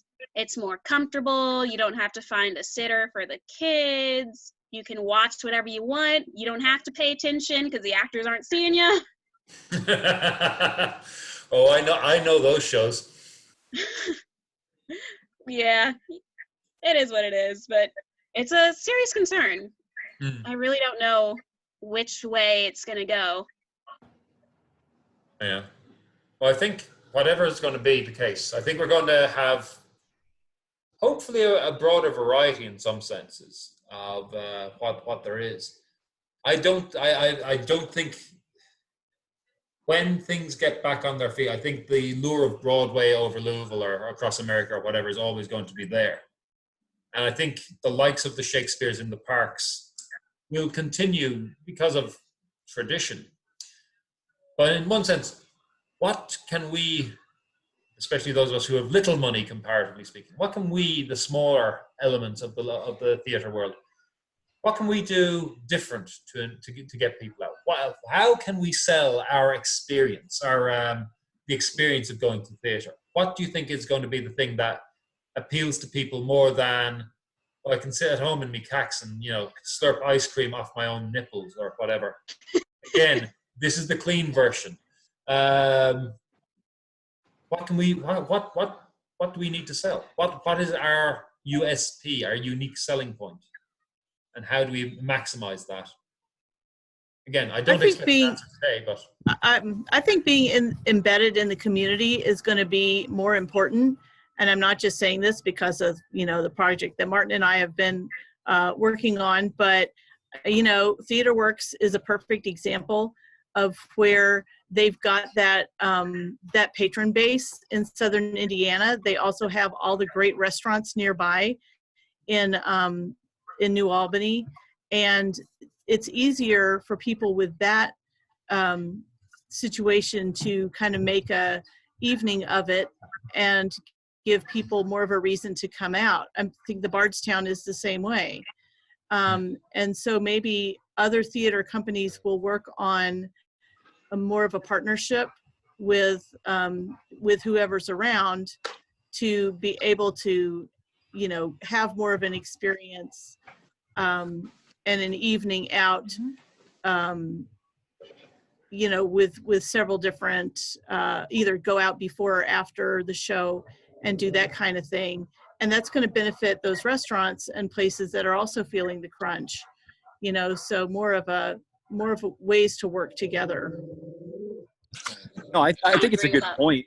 Oh, sorry. I was just, this is Jason, TheaterWorks, since you give us a shout out there. I couldn't agree more. In fact, I felt like that's kind of where we were going anyway, was like, you know, a lot of the times the shows we choose are to lock in that base of the people that are actually coming out. And what I would say is there are lots of shows that we would like to be doing that we are not able to do because we are trying to lock that in. But I think if we're smart as a community, we can do what's part of our plan with that upstairs space, which hopefully will, Martin and I have spent some time talking about that. But, you know, if keeping that going and establishing that base allows other theater companies with different types of theater then to find audiences, it gives them more time to find those audiences without the, you know, the economic challenges. I think that's going to be the key. Will be those tight partnerships to get it done, right? Knowing that there's certain shows we do just because it's going to pay the bills that enables us to do the stuff and the work that we really want to do. I think there's definitely something there. Even before all this, I think there was something to that. Good. Other thoughts? I would absolutely agree with that. I think there is nothing that anyone can say that will make people realize how important the arts are, because we've been saying that all along. And a lot of people still don't get it. I think we're going to have to be tangible and go out, like you all were saying, into the communities, doing similar to what Shakespeare in the Park does. People don't realize they make bank off of doing that, and off of going into schools, going into parks, and reaching out to communities that normally wouldn't get that opportunity. And then from there, they have built a relationship so that people will hopefully come back to see the main stage shows. And also something to consider with going into the communities is you're eliminating the privilege of money. I think a lot of people can't see theater and ballet and opera because it's so expensive. But when you eliminate that and you maybe scale back just to kind of get the fish hook in there, then more people are able to participate. And from there, hopefully when the country is back on our feet, we'll be able to get closer to normal. So I'm just taking notes and I'm going to post these up because I think I don't think there's going to be one single way that works like a magic bullet. I think there's lots of companies going to need to do lots of different things. But it's good to, you know, get these things. Engagement with the community is the major one there, one of the major ones. Particularly, you know, making it an evening out experience, reaching out and getting into the actual communities rather than waiting for the communities to come to you. Eliminating that privilege of that financial privilege, making that removing finances as a barrier to participation and engagement, I suppose is what the term I think that's going to be crucial because a lot of people are laid off on reduced hours, not working at all. So people are going to be pretty tight on the individual level for the rest of the year, certainly, several years likely. That's a very, very good point. Yeah, I think an interesting. Yeah, this is Jack. I think an interesting thing that I see us running into from getting feedback is the whole issue of saying, when will it be safe to come back? And have you done things that make it safe? So it's sort of interesting in terms of the questions, et cetera, of all those things that have come up as we've waded into this pond. And so the challenge is, how will we make people feel good about their ability to come back? Because ours is less of the case of, since we're entirely a donation based, typically we do all right as long as they get there. So that's our biggest challenge, is making it so that people are willing to re-enter the entertainment space. And It's Jack, another if I'm- valid question.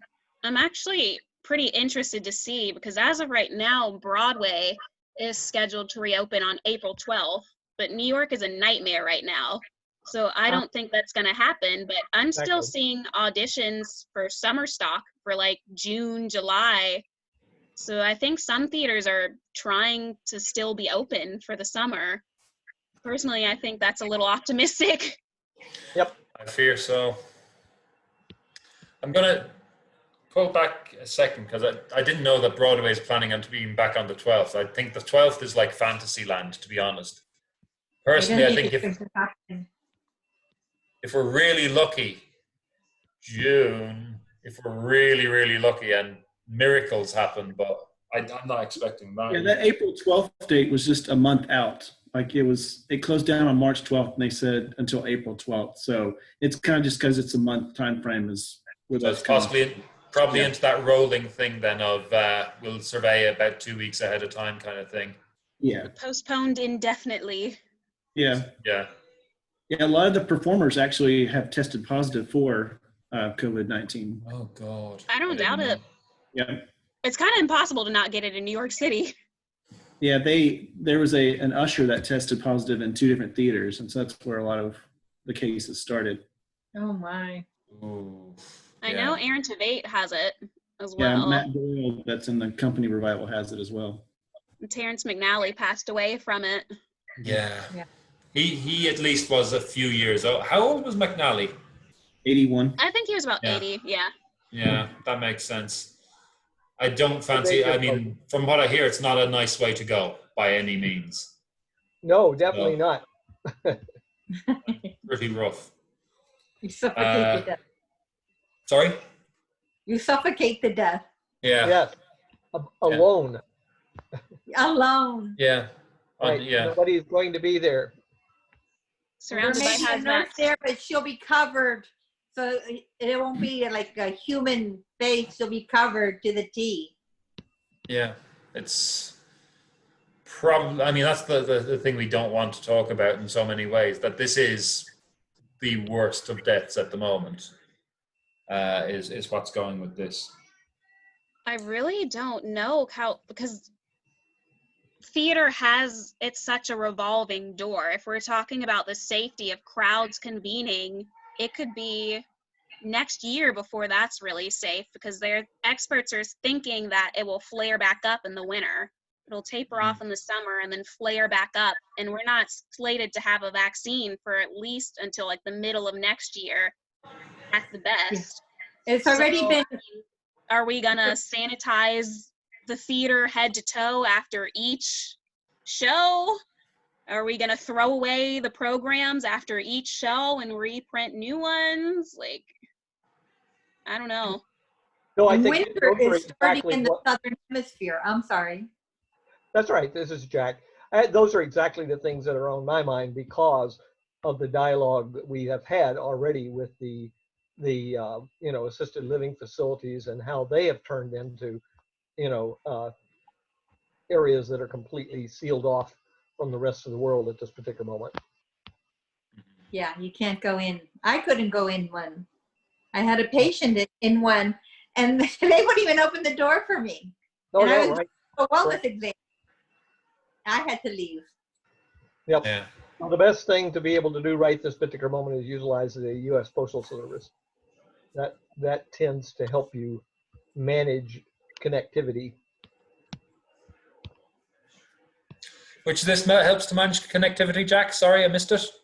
The U.S. postal system, because I had things that needed to go into people's hands because they were going to use them as publicity for scheduling into the future as to when we would do the mini shows, the tiny shows that we do. And so that was one of the needs for that materials to get into their hands. And so I couldn't go in and visit the person who was sort of our publicist, or what do you want to call it, who is a resident there. And so that meant that I needed to find another way. And so that was how we ended up more heavily utilizing the postal service. Yeah, it makes sense.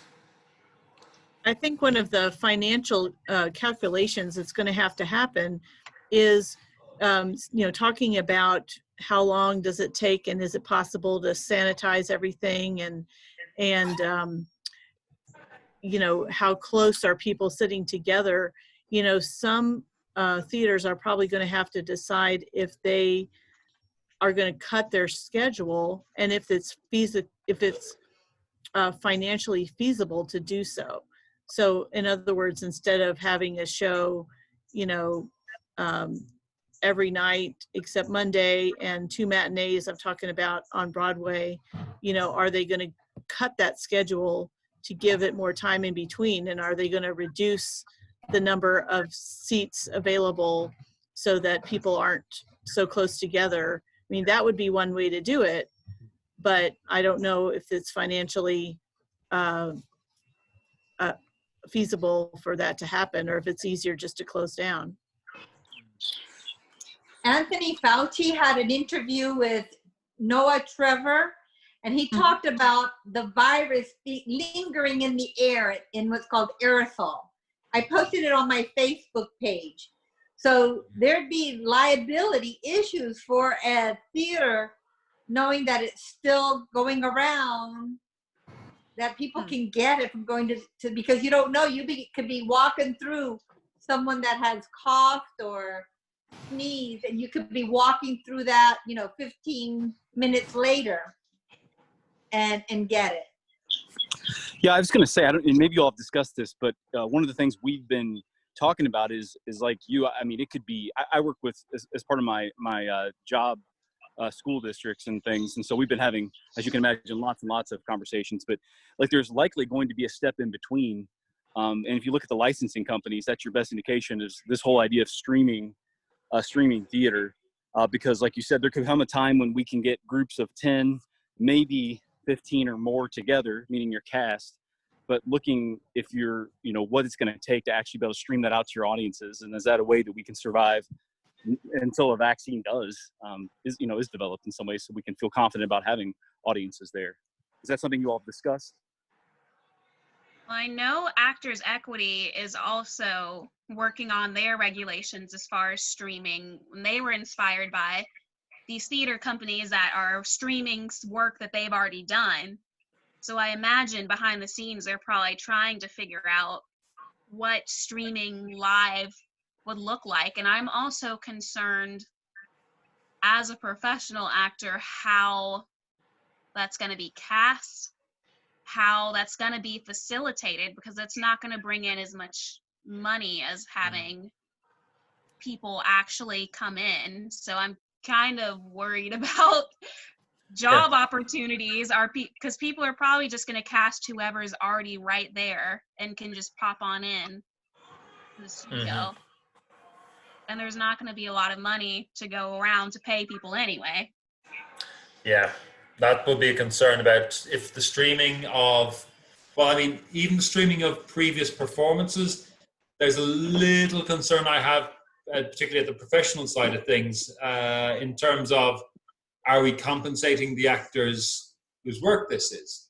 And I think if you're making money from it, you should be compensating those whose work it is, just as much as the company itself. And I'll be interested to see who's doing that. I think there's, Martin, I think there's two different things. I think these are two completely different conversations, because one is just actually streaming and then it's over, right? And then recording it is a whole separate conversation and playing it back at a later time. What I'm seeing, and we do a lot of work with NCI, is they're just talking about the rights to be able to stream, not go back and play it once again. So you still have somewhat of that live feel to it. So I think there could be something in the middle there.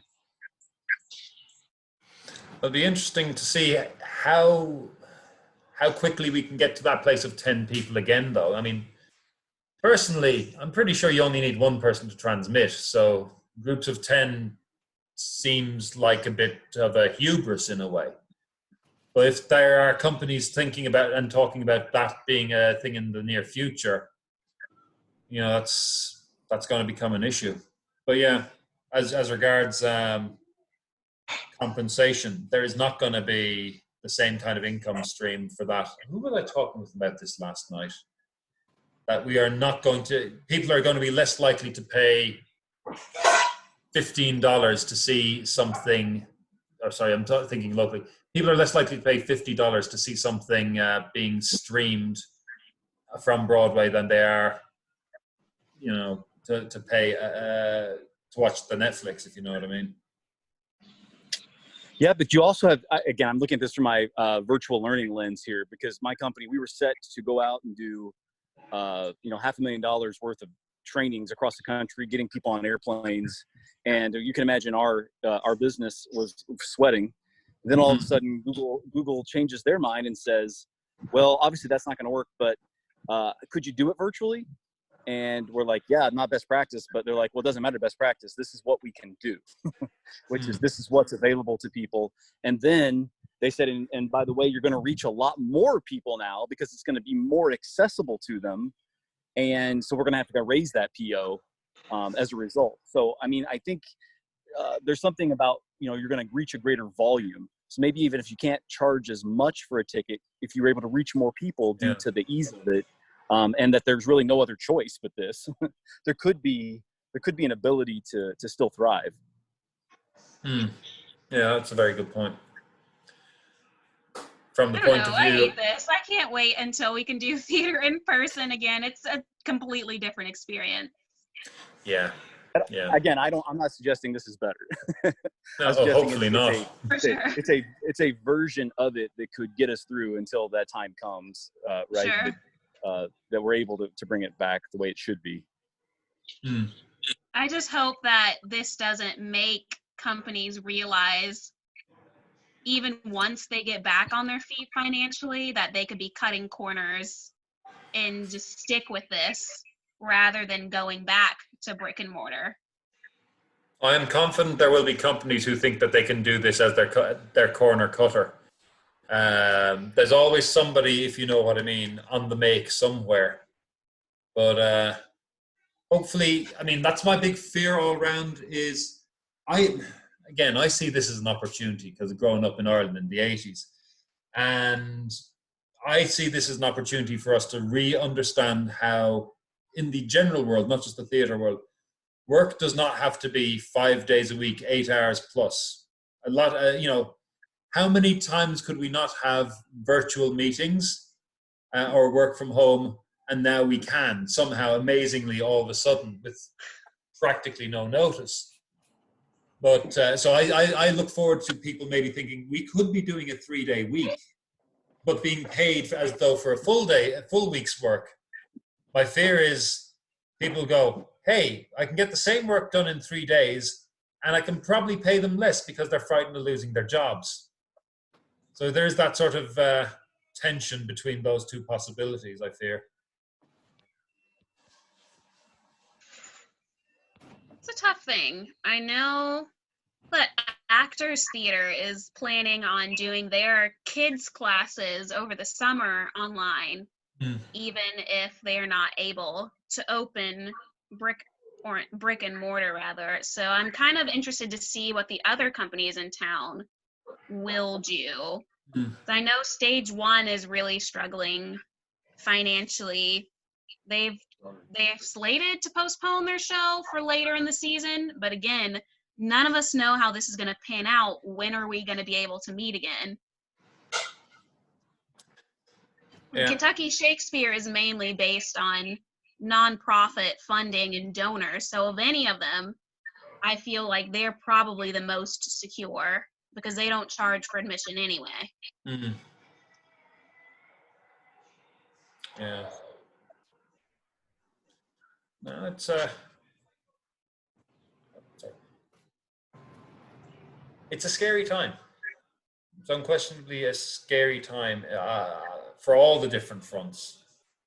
But yeah, it's a time that we're simply going to have to realize that things are going to be different until we are past this. I think what Jack mentioned about the safety factor is really important. I know one of the many companies I do odds and ends with we're talking about, we're just going to keep rehearsing. This is going to go ahead. We're going to be fine. 2 weeks time will be fine. It's like, okay, if it is such that we're allowed to do it in 2 weeks time, I'm not going. I'm not working on your show because I don't want to take the risk, and I don't have. I'm the oldest person in my household. You know, we don't have grandparents on this side of the Atlantic, in this part of the country. We don't have older relatives. I can keep fairly isolated, but I still don't particularly want to be going out to see shows if there's a chance. Never mind working on them. I mean, I will if I'm paid, but still. I mean, I'm young and I definitely wouldn't go to see anything right now. I was supposed to move to New York and that's postponed indefinitely. I don't even want to be there right now. Yeah, I'm like thanking my stars I didn't move earlier. Yeah, thanks be to God for that, all right. So looking at some of the things we've hit on, engaging with the community, the safety factor, the reality is we're also going to have to consider that the internet is going to be a major factor in elements of theatre from here on, in more of a sense than it has been to date, I do think. You know, what Jason's talking about, he's doing with his company. Is this something that we should be incorporating with our small local companies, or in Jason's case, our large local companies, or our touring companies?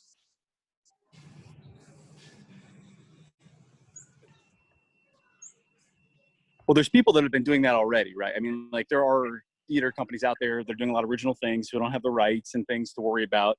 We know that MTI, at least, and I've not looked at the other ones, they're opening up this as an option, which they never had before. So again, it's not the best, but it could be something in the meantime. And I think there will be some theater companies who will thrive because of it, because anytime you're on the cutting edge of something, you're going to be able to reach not just Louisville area, you're going to be able to reach anywhere in the world that has some interest in it. So, I mean, this, like you said this earlier, Martin, there are opportunities that will come about. This will not replace live theater, but there are other things that could still be there when it's all said and done. So there could be an opportunity. And I know it's something we're definitely looking into. We'll put it that way. Yeah.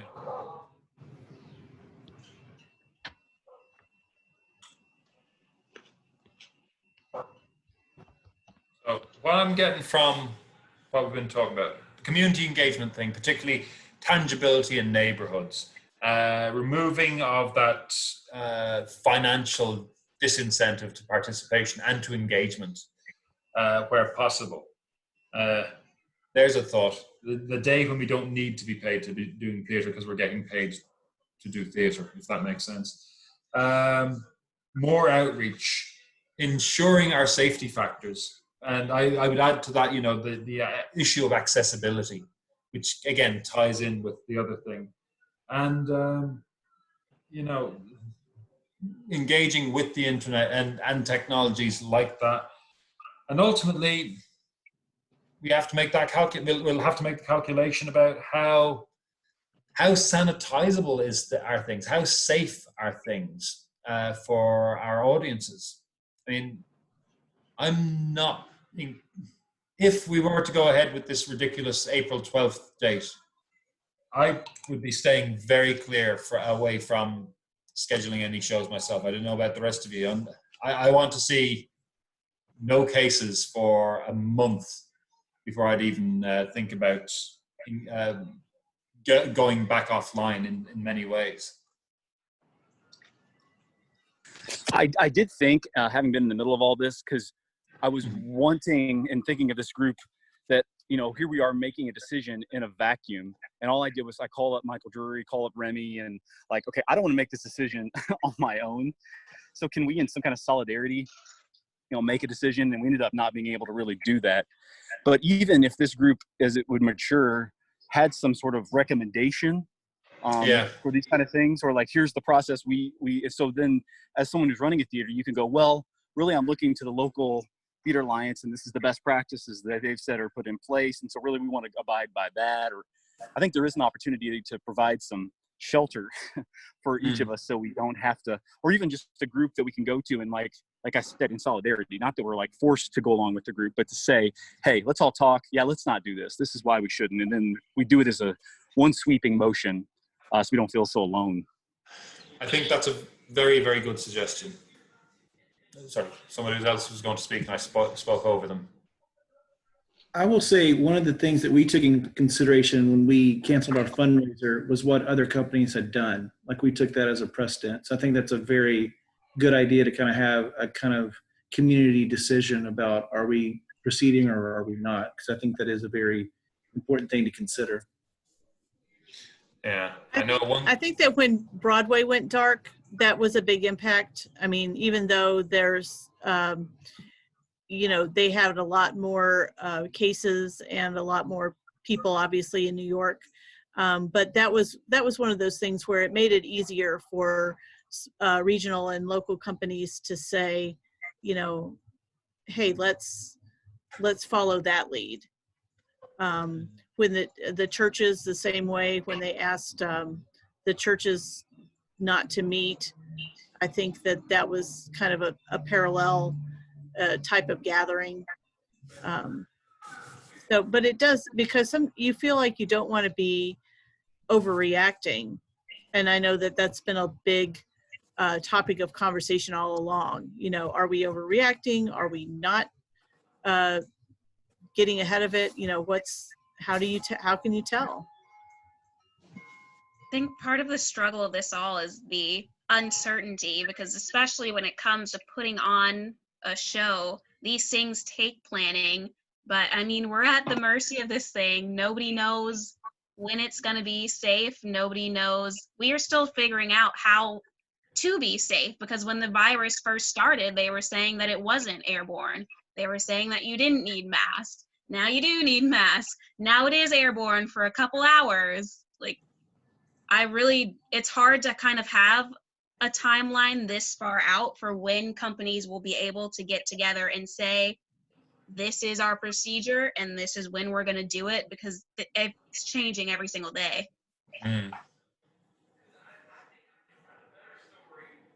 And you're also, your trust level of the people that you're working with is a whole different, is at a whole different level now. I mean, it used to be you just kind of hoped that people brushed their teeth and used deodorant and, were pleasant to be around. And now it's like, are they, healthy?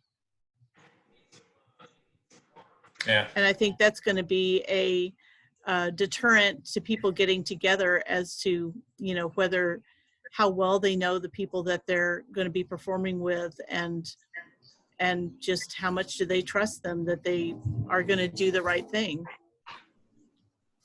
That's true. And I think another thing would be adding on to that, travel. If you are bringing in actors from other places or these touring companies, I mean, like I said, I was on a tour and we had 2 scares within our company before they called the whole thing off. So if you're bringing actors in from other places, or if you're doing a tour, how can you manage that safely, traveling to all of these different places, which is already a strain on your health, but especially with this virus running rampant?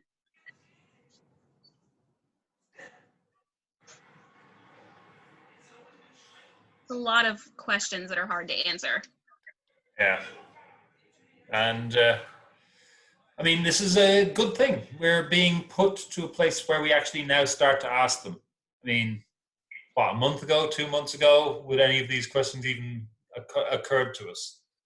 We've lived through an unprecedentedly long period of both peace, inverted commas, on our own continental mainland, and of comparative health security. If you think about it, 1945 was the last major that's a European perspective, obviously. But in terms of a major conflict on this continent, it's been a long time. In terms of major plague-type disease, we're going back 100 years. This used to be the norm. This used to be typical. So this is probably as well to start asking these questions now. The benefit we have of the internet is amazing. here we are, we can actually have this conversation as opposed to we could be 6 doors from each other. There could be somebody burning a barrel of pitch in the street, and I'm not going out. I'm making my own clothes for the next 2 months.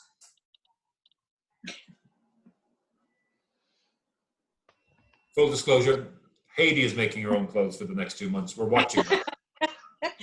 I'm making my red shawl for when I vote in November. When Susan B. Anthony used to go out through the country, and she would wear her red shawl. And one of the meetings she had, she wore a white shawl. And the people that knew that she always wore the red shawl said, no, you can't wear that shawl. She had to go back to the hotel, get her red shawl, so that she spoke with her red shawl. So I'm making red shawls. I already made one. This is another one for a girlfriend who wants one, and for my theater buddies, so that we can all go and vote them out. Good. Looking forward to that. Yeah. Also concerned because Kentucky's primaries are supposed to be soon, and I can guarantee it's not going to be safe to wait in line. Yeah, they moved it to May. They moved it back to June. June 23rd Oh, they is the did? new date. Oh. Yeah. Mm-hmm. So yeah, that's Yeah, we've got Andy. He's taking care of us, you know. He's doing a great job. Thank God. yeah. At the atheist. Yeah. Let me see. What else do I have on this?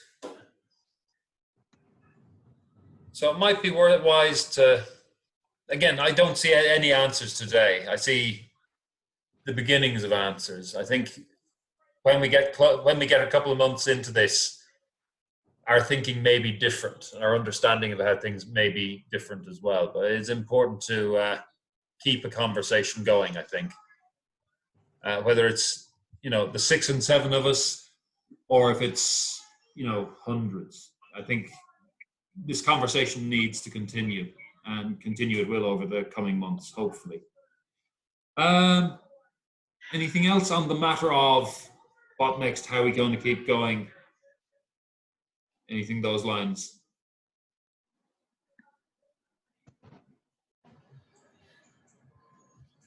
I'm going to take that as a broad. We're sick of talking about this. Can we talk about something else? I have I don't know if Jean and I want to update on the outer loop or anything, because it's a bit nebulous at the moment. Well, I think we can do a little quick update. If you recall, we were talking, well, it started with the council member, James Peden, who's in the District 23, the Highview outer loop area, kind of between Fern Creek and Okolona. And he is a theater fan and wanted to have a theater in his community. So he talked with a real estate agent who happens to be a friend of Hades. And so Haiti pointed him my way, which I appreciate. And of course, I roped Martin into that conversation. And we had a conference call with the councilman on Friday, because obviously there's not a way to get, well, I guess a week ago Friday now, there's not a way to get a group of people together to see the space. There's not any way to know when we're going to be able to have performances in that space in terms of being able to gather folks together, right? So what we did was came up with a timeline of once sort of the official go-ahead is given to have to be able to have large groups meeting again, then that would pull the trigger on developing that space, because the council member does have money that he is still holding on to for those for that purpose, which is really exciting. And that's really one of the, I think it's crucial when we talk about being invested in the community, I mean, I think that is what is going to make a project like this be able to go forward, especially now that all the fundraising is just to kind of focus on survival. It would be almost impossible to fundraise for something new, even if, you know, we were able to go ahead and move performances right away. So this guy, I tell you, he's insistent that this project is going to happen. And how much money does he have available for that? Because so I'm not sure if that's something that we are really, you know, going to be able to discuss on, you know, on a call like this. I'm really not sure, because that's his thing. But I mean, money, that is one of the questions, whether he can develop a budget to renovate the space. We need to add bathrooms, to invest in the equipment that you need, and then to pay the rent for it, which is going to be very minimal, but still, you know, it has to be paid. They're not giving it away for free. And that's, at this point, I think that's his, he's the one that's investing in it. He's the one that has the funds available. Nobody else is putting any money into it. So as long as he's willing to do that, I think I'm willing to stay in the conversation with him. Yeah. Do you know how much the rent is for that space? Again, I don't think that's something that we're discussing in this particular conversation. Okay. A lot of these matters, I mean, again, we're in that interesting position where who knows what all the answers to some of these questions could be in a month's time or 2 months' time as things go on. It's probably not wise to speculate at the moment what's acceptable, manageable, and offerable right now. We are in that interesting place. It almost feels like the world has screeched to a halt. Yeah. And all our ideas and wants have stopped. And the economy, too, is going to flounder. I mean, look how much the stock market has lost.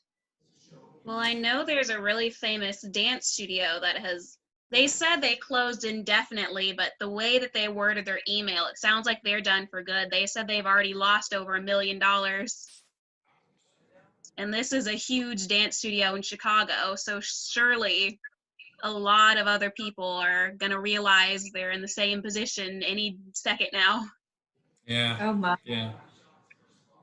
I will say two things that are hopefully a little bit more comfortable. Number one, given the fact that Boris Johnson and Donald Trump are leading a lot of the largest number of people in the English-speaking world, it's probably well that we've screeched to a halt, because with those two behind the wheel, we are not destined for a good end.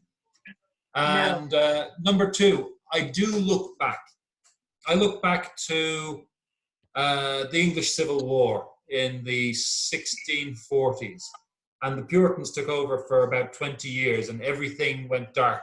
Theatre was banned, full stop. And it came back, and it came back strong. I look at Ireland in the 1980s. I grew up in a town which had about 50% unemployment. The two major businesses shut, and it was horrible. Emigration was what me and all my friends planned to do when we grew up. And bizarrely, in that time, Ireland was rough. Ireland didn't have money. But people opened up tiny little theatres, earning whatever little they could out of doing shows.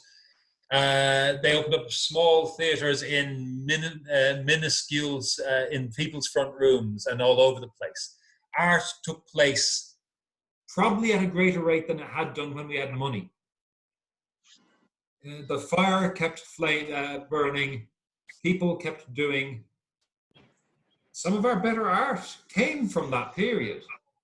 While I don't want this to be doom and gloom or sound like doom and gloom, I think recovery will happen. I think theatre can be and will be stronger for it. You know, we are not at the worst, Ed. We are still able to talk theatre. We're still able to communicate with each other, and we're still we have a great possibility ahead of us. This isn't like God knows when, 1918, when we had no way of communicating with each other. We were all stuck at home and fearful of who next in our family was going to die. Most of us are okay, and most of us are going to be okay. Most of us have some access. And again, that financial privilege issue is something that I'm fearful for a lot of people. But we can get through this. We can weather this. There's going to be a lot of pain. We're going to lose dance studios and theatres and theatre spaces. We might have to reimagine a lot of things, but we will get through this. I was speaking with a friend earlier. I think it would be smart to also have conversations about similar companies maybe merging and joining forces, especially in a place like Louisville where there's so many tiny two-person companies. There are a lot of people that could join together. Yeah. Even if only for sharing information, resources, and time. Yeah, I mean, they could be have completely different objectives, but be housed within the same operations. Yeah. In a weird way, that might actually be better, because there's a lot of people doing so much stuff unpaid that if you combined 4 or 5 different people doing this unpaid together, you might actually be able to get enough money between the 3 of them for one job. And that would free up the people who are doing the work, who really want to be doing the artistic work, but they're doing the administrative work, to actually earn some money doing what they should be doing. I think that's a really good point.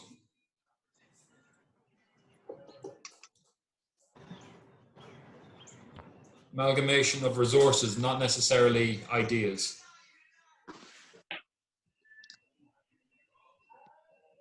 That's one of the things I was wanting to talk about prior to things getting a little bit crazy, is I would like to see, and that's practically the same thing. I'd love to see some of the companies, locally speaking, communicating with each other more about programming. Not saying, you do your Wayward, you should do this, but more a case of, we're the chamber. Is anyone planning on doing Ibsen in October? Because we're always planning on doing Ibsen. Sorry?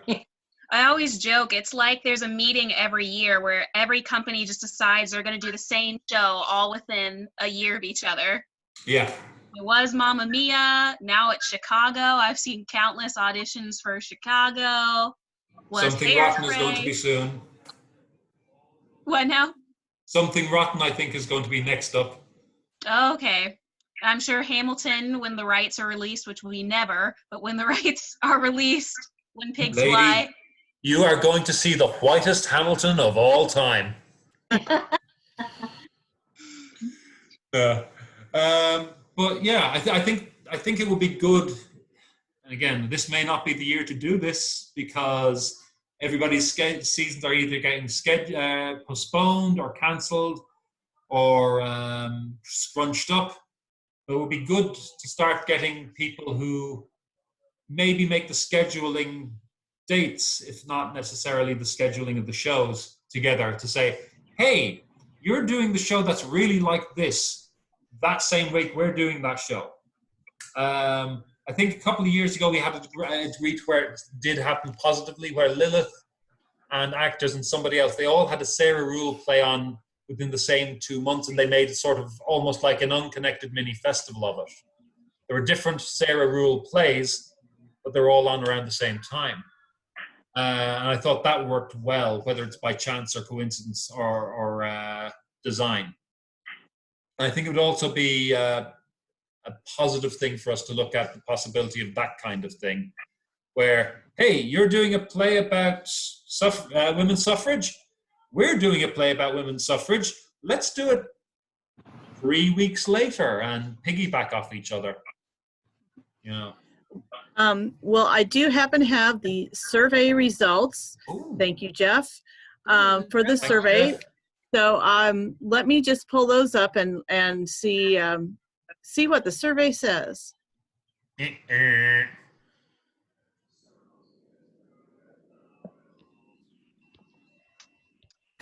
Okay, Thanks for doing well. so question 1 was about the theater in the Highview area. So we had, this was out of about 50. Some people didn't answer all the questions. We had 40 that said yes, 7 that said no. The question about audition and rehearsal space, whether that was hard to find, we had 31 say yes, 14 say no. Interested in collaborative marketing, ticketing, or playbill services, so kind of what we're talking about here. We had 33 yes, 13 no. Having trouble finding designers or technical staff, we had 26 yes, 21 no. Need greater turnout for auditions, we had 38 yes and 7 no. Interested in workshops, in grant writing, acting, music or production skills, we had 35 yes and 12 no. Interested in mentorship program, 30 yes, 17 no. And interested in performing at different venues, like so moving a production from one venue to another, 32 yes and 15 no. Okay. So there's a lot of interest, I mean, I haven't gone back and looked at those for weeks because I've kind of put all of that stuff aside when all of these other things started happening. And, as far as the mentorship, as far as the workshops and that kind of thing, that is something that we can do in a online setting. And, actually people can, maybe it'll be more convenient even than if they had to take the time to go to a class or, schedule something in a space or something like that. What subjects are these mentorships on? I've been out of the loop for a while, sorry. Yeah, no, it's, it was something, it's not really very fully developed. It was really centered around, I think, the issue of directing. We were talking about how sometimes when you have a theater experience locally that's less than ideal, it's because the director, producer, someone like that doesn't really know how to get it together. And so the mentorship would be in terms of how do you learn how to act, how to direct, how do you learn different aspects. Even if you've studied something in college, sometimes that's not what you really studied. And so we were talking about, the directing or technical side primarily. Do we have anyone that stepped up to volunteer to mentor? Who are we looking at? I feel like that was probably the next phase that hasn't happened, but maybe that's something to start reaching out about. Martin, did you volunteer? I always volunteer, don't I? I'm always, one of the things I like to do is I like to take on anybody who wants to learn from me if they think they can. I always warn them that beware, I'm from a different country, and even in that different country, I did things a different way to many of the more orthodox approaches, particularly in directing and in lighting as well. I'm the old school lighting in that I didn't learn any of that shit at college. I had to, I apprenticed, and a lot of those fellas who I apprenticed from aren't alive anymore, and certainly college wasn't an opportunity for them back in the day. So I've taken a different angle and a different route to get into both design and into directing than most people have here. I'm a huge proponent of the mentorship route, and I know LRC are very much trying to aim for that mentorship thing. One of the plans, originally anyway, to start next year was to sort of create student festivals to sort of bridge that gap between college and sort of the next step up, the community of theatre, if you like, not necessarily community theatre, but the theatre community, we'll say. And that was one of the roads there. But I always take the attitude, if I can help in any way, great. Personally, my minor crusade is to see more women involved in leadership in theatre, whether it's, as director, a theatre manager, and so on and so forth. And I can definitely put people in contact with female theatre leaders. I mean, I've got, 4 of them here I can see in front of me. That's you too, Katie. Hey, don't think you get off lightly. Good. And Jack, Jeff, and me are comparative. There are a few middle-aged and slightly older Jack, and slightly younger Jeff. Sorry, very much younger Jeff. Very much younger, middle-aged white guys doing theatre. So I'm always keen to help in any way anybody who wants to come along. I came from nothing. I didn't do theatre when I was a kid. I was in a nativity play. I was the donkey when I was 5. That was pretty much it for me. And I really only got into theatre to meet women, and that didn't work, which is bizarre, really, when you think about it. If any chance I have to bring somebody along and help them get to a place where, they have ownership of their art, they have a sense of ability to develop things as they want and to own what they're doing. I love it.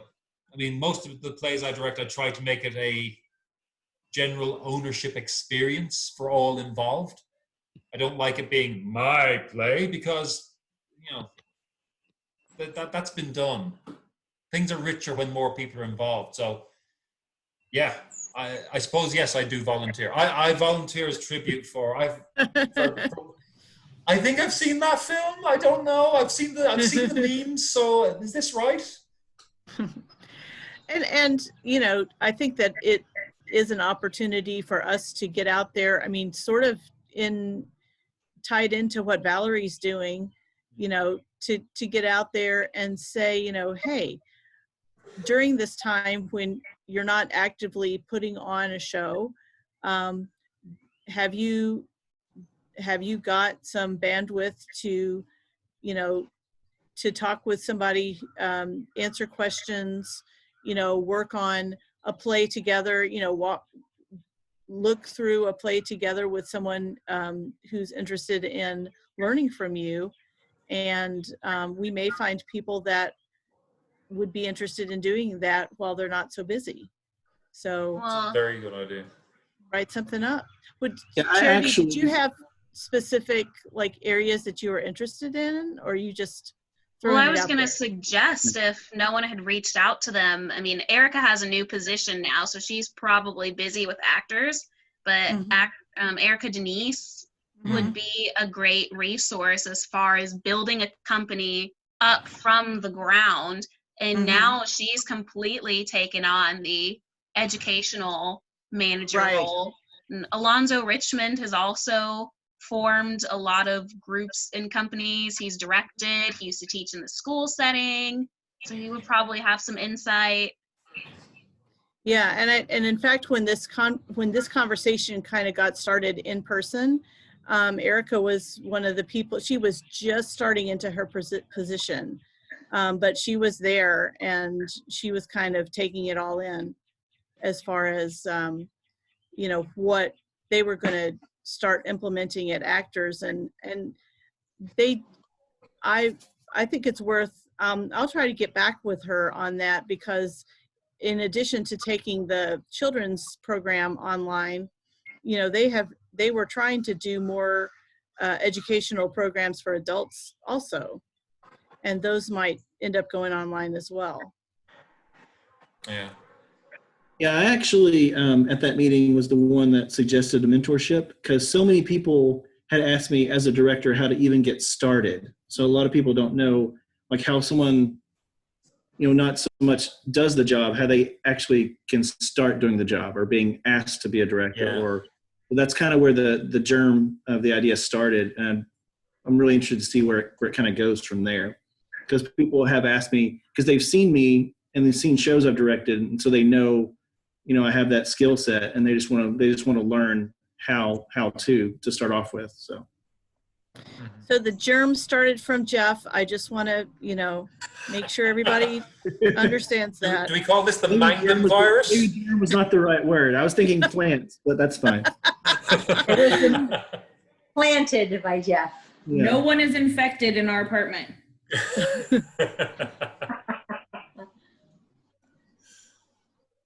So maybe that's some of the things that you could be doing in a very informal way in the near future.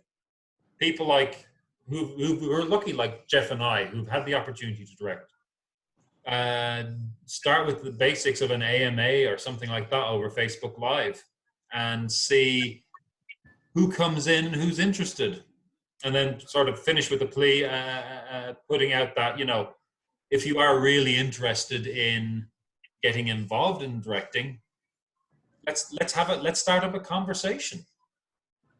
I know all this seems to be very focused around Facebook at the moment. I worry for the people who have less access, or the people who would have been me 20 years ago, who don't know people and don't know anybody involved really, and are not sure how to even approach the people who are involved. You know, when I was starting out in theater, I didn't know anybody or anything.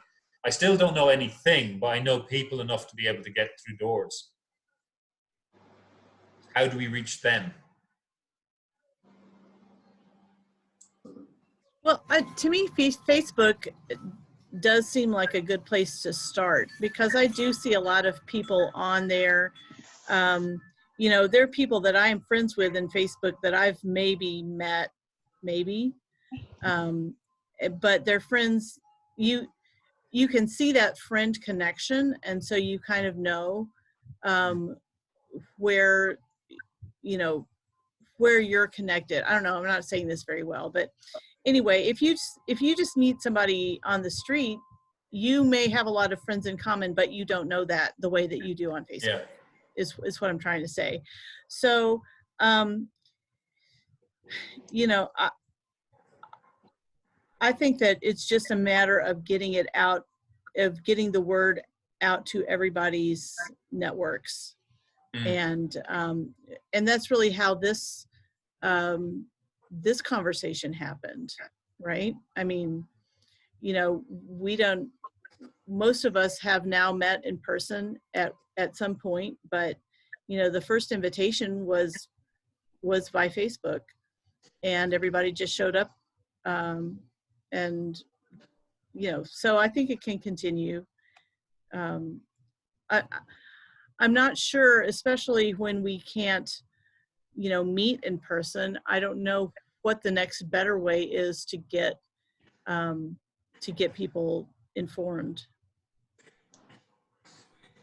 Put it on Instagram, I guess, and that's as far as I go. And I hardly am any good at Instagram, but you know. This is the bit where I Charity, show my Charity, what do the young people do? Well, now they're on like TikTok, which I don't have TikTok, so I don't know how to work it, but everybody's on TikTok. Charity's got old, everybody. Charity's old. We don't listen to her anymore. Instagram is huge, but it's very complicated to get popular on Instagram. Like literally, there are charts online that tell you when to post, like when peak viewership is, and like what keywords to use to get the most viewership. I haven't mastered Instagram either. I think there is something to be said about the privilege of having the internet. But Yeah. I think we are also living in a world where more and more people have at least a phone. Right. Yeah. If you have a phone, you can at least download the Facebook app and have some sort of way to communicate with people. Because until we can see each other in person, I don't really know. Nobody checks email anymore. No, nobody does. I don't. Yeah, text. Facebook is a great tool. Especially, there are so many events and things that I found out about because, especially now, you get notifications for everything. So I'll see that so-and-so is attending this audition, and I'll be like, ooh, I'm going to look up that theater company. Yeah, exactly. So, riffing on all of this, would it be an idea to have our next meeting be on a random Saturday, as always? Because, want to get when people aren't working. But to have something along the lines of 3 or 4 or 5 of us go and do a Facebook live. Oh, there's somebody in your house, Charity. I saw a body. This is like watching a transpire. A Facebook what, ghost. Martin? Sorry, an AMA type day where somebody who writes, somebody who produces, somebody who directs, somebody who acts, somebody who dances, somebody who does lighting or whatever, does an AMA with any and ask me anything on the what would you call it page, the theatre community page, so that they're all stored there. You can submit questions in advance if you like, and then answer them. Whoever's doing each one answers it during the day. And then in the afternoon, maybe about 2, we have a Zoom to anyone who wants to join in and chat and catch up and bring forward something they learned or whatever. That could happen. Is that too ornate? I wonder if it's even, and it sounded like you were saying to have several people on the same meeting. On the same day, not on the same day. But it seems to me that we could do it separately. I mean, to me, one of the reasons for grouping people together if you're going to have a physical meeting is because people have, they set aside the time to go somewhere and they want it to be worth their while to make sure that there's enough content to make it worth going. But if it's online, maybe it's better to have them to have shorter meetings. I know my butt's getting a little sore here. And then people can kind of pop in and out.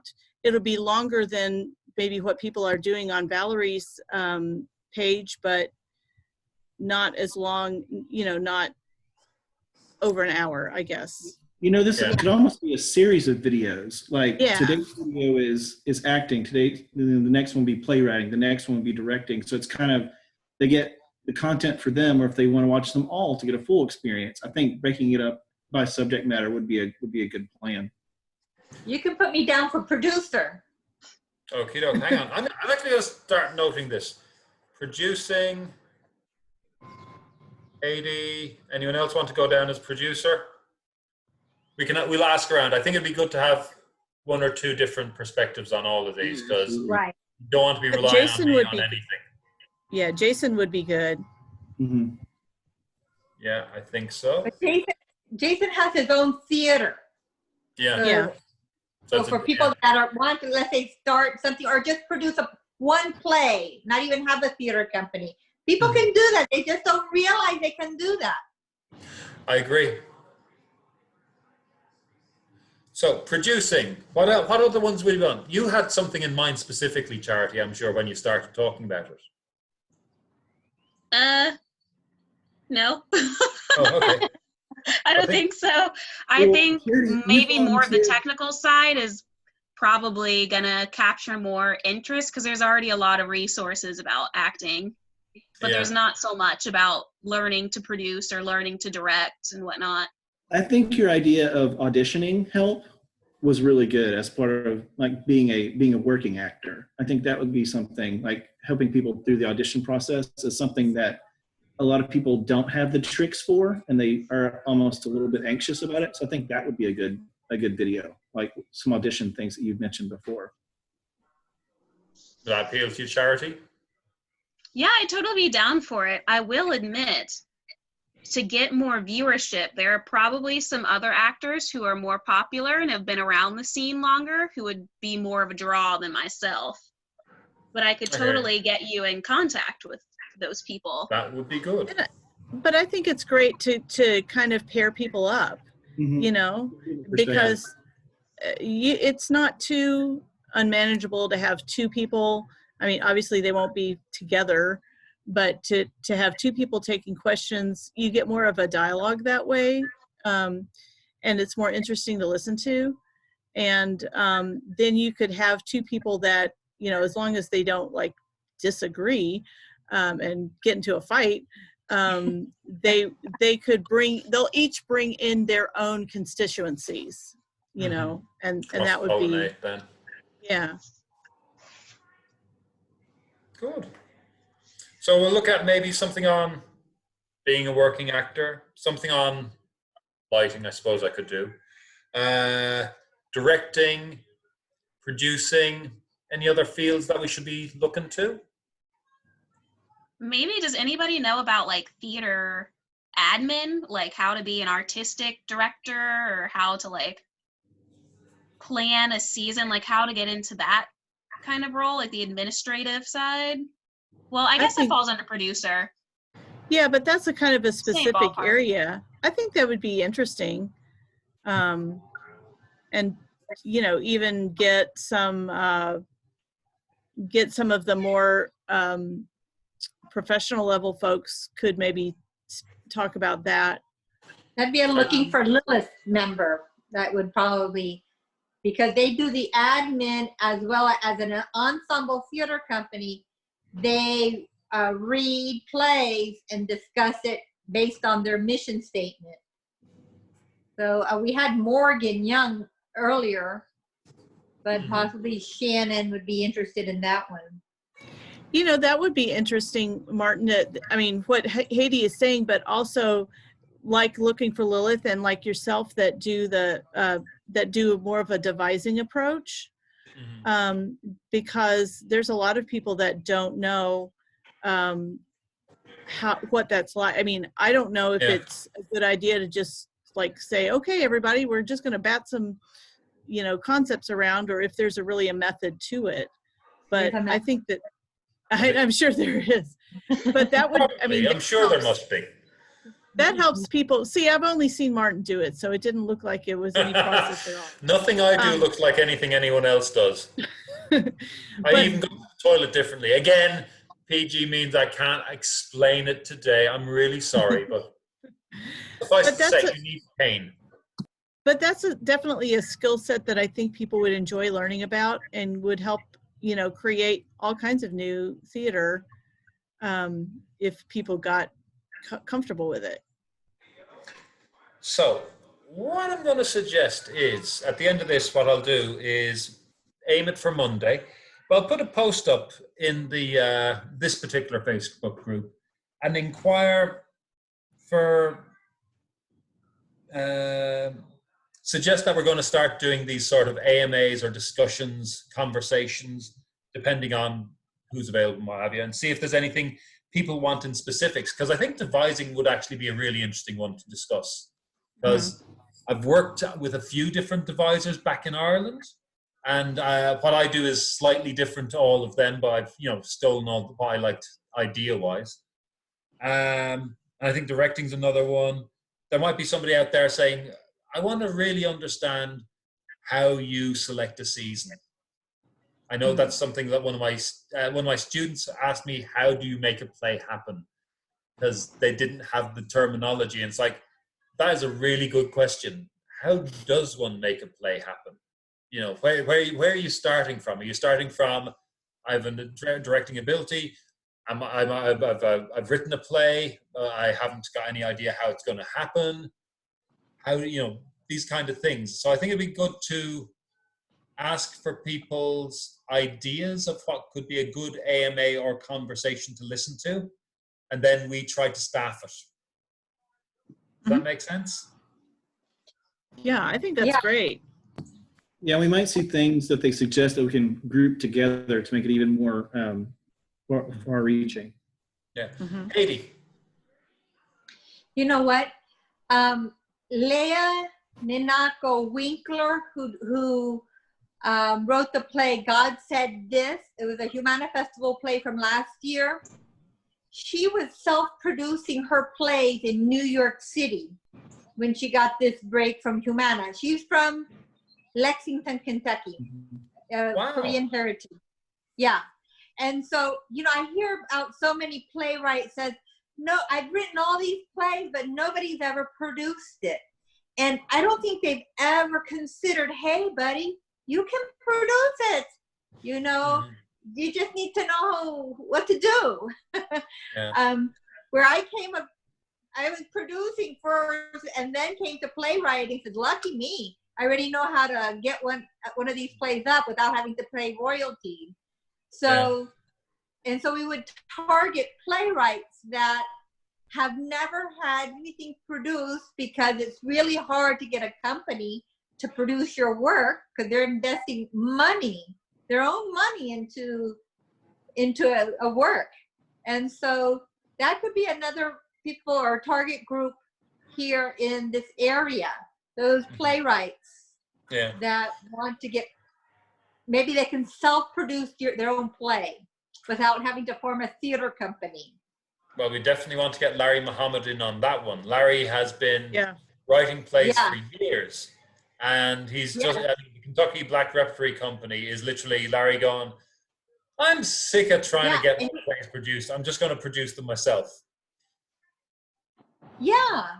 And, you know, I looked up to see if he has that company as a registered company. It's not a registered company, but he's basically self-producing. Yeah. I think that would even interest. Oh, no, go ahead. No, you say something. I think that would even interest a lot of actors because I know a lot of my friends are frustrated with the way that things are cast, or there's a play or type of role that they would really love to do, but it's not out there. And if we give people the tools to find lesser known works that fit what they're trying to do, to write their own works and then produce it themselves, then we're not at the mercy of casting directors. Yeah. And even more so in the age of technology, a lot of actors are learning and there is a demand for producing your own web series. I think producing is increasingly becoming a more and more important and marketable skill. Yeah. I mean, it needs to, unfortunately. And I say this as somebody who I would love to be directing the whole time if I could. I really enjoy it. I don't know if I'm any good. That's not important. But there are so many wonderful actors out there I see. And I have people come audition for me and you're not right for this role, but I'd love to work with you. And I don't know when or where I'll get the resources to be able to do that. And again, coming from abroad as well with a slightly different angle, you know, there are a lot of actors I see here who would do a great job in, say, Hamlet or something like that. I can think of a couple of women I know who could play Hamlet. And people traditionally don't take those risks here. I find it interesting because I'm used to seeing female Hamlets and so forth. Charity, you could be a really good Macbeth. You could be a really good, I'm trying to think, Peer Gynt. But it feels like there's a lot of people won't take risks, which I understand because there's a financial element. But as an actor, it's got to be galling that you know you could do something and there's 7 people in the line before you who get looked at before you get heard. So yeah, I think something on how to self-produce would be very, very helpful for a lot of people. And to the basics of directing and all these things. Are you annoyed that I didn't say specifically that you should be playing Hamlet? Me? No. No, but I mean, I think, you know, there's a lot. One of the things that Valerie does, her Unhindered and Ungendered show, is great because it gives actors an opportunity to play what they are not going to be stereotypically cast as. And I think if we should be able to get beyond that. I think the audiences locally, even the ordinary folks locally, are sophisticated enough to go, well, she's a woman, but she's playing a man, but I can get that. I think there's a large element of risk from a lot of people I know and who I've worked with, who are producers or artistic directors who don't want to take the risk with what money they earned on the last show. They want to be able to bring on to the next show, but they never want to spend it for fear of something going wrong. And it's like, especially in community theatre, you don't have as much to worry about. You know, we're all short of money, but if you spend the money you made from the last show on the next show, you're still breaking even on the whole. Does that make sense? Well, hopefully you guys got to see Dracula this last season. Sadly, I missed it. I Did everyone did. else catch it? Actors, I saw it. Good. Yeah, I try not to see scary things. I get too like frazzled. My daughters Yeah. went to see it. In the intermission, they called me and said, "Mama, this is so scary." And I said, leave right now, leave. And they went back for more.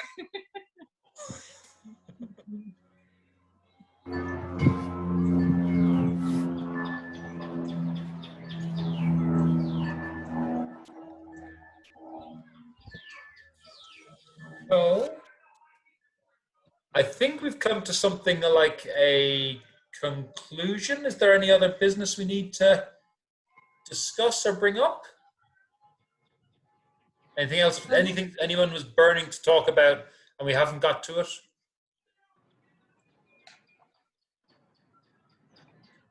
Okay. I think this was really, really positive. It's great seeing people. Wait, Jeff, are you talking? I'm not hearing you. Oh, okay. I think it's been really positive. It's been great to see people and talk to people.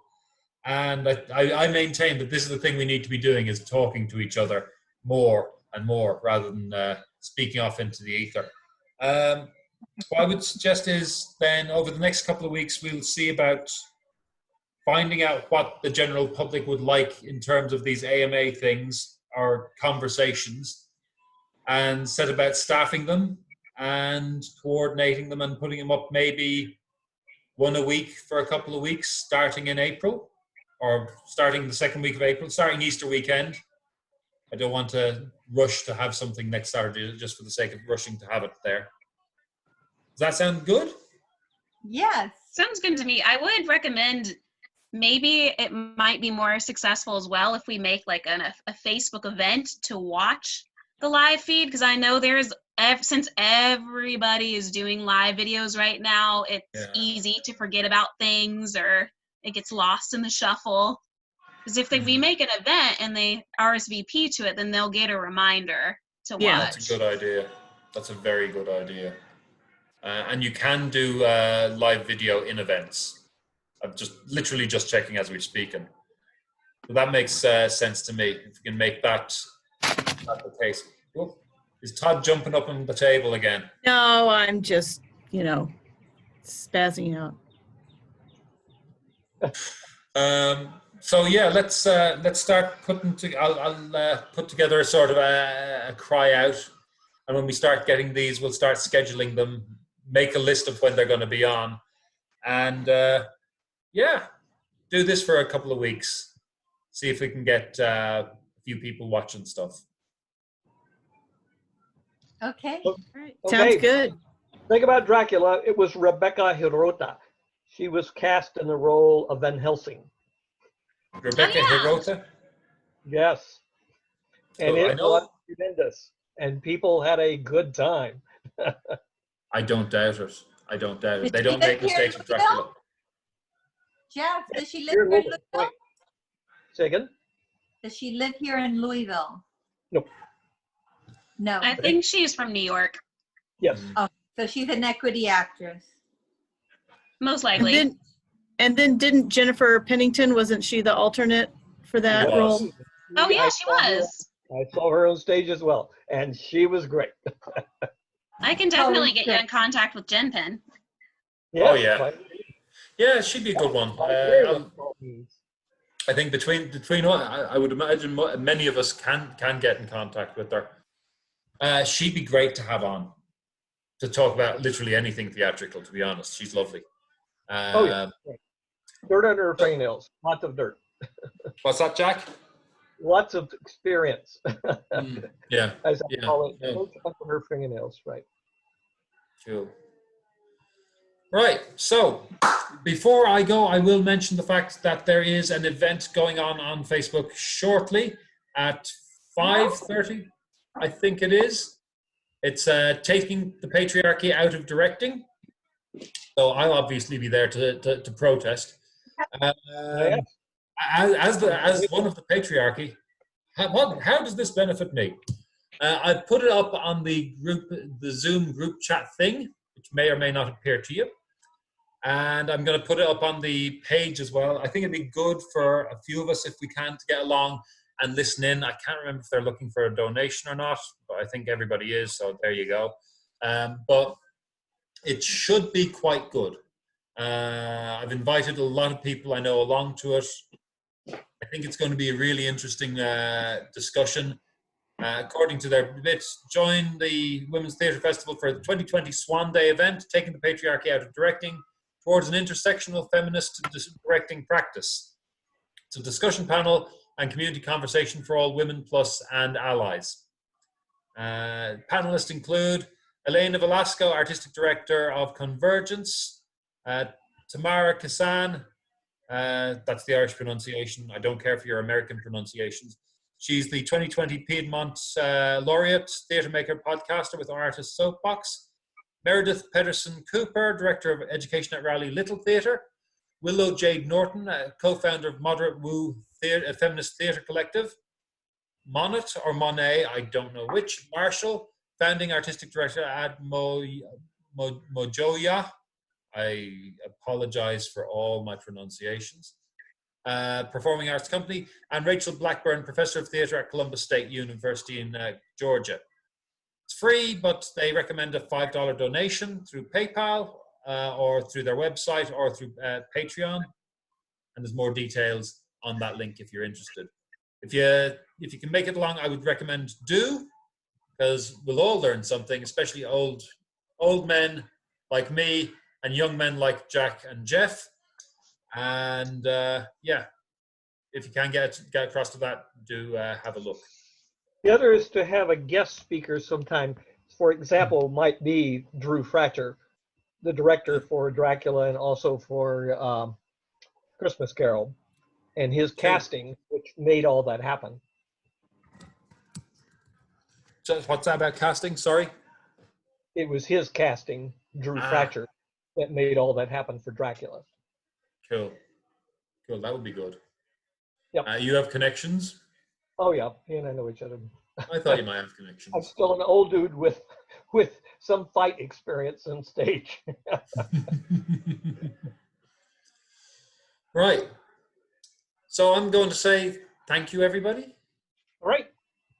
Thank you, Martin. Thank you. Stay safe. Thank you. Thanks, Bye-bye. See you later. See you in the near future, folks. Good luck. And I'll put the recording of this up soon, whenever it's live. Bye.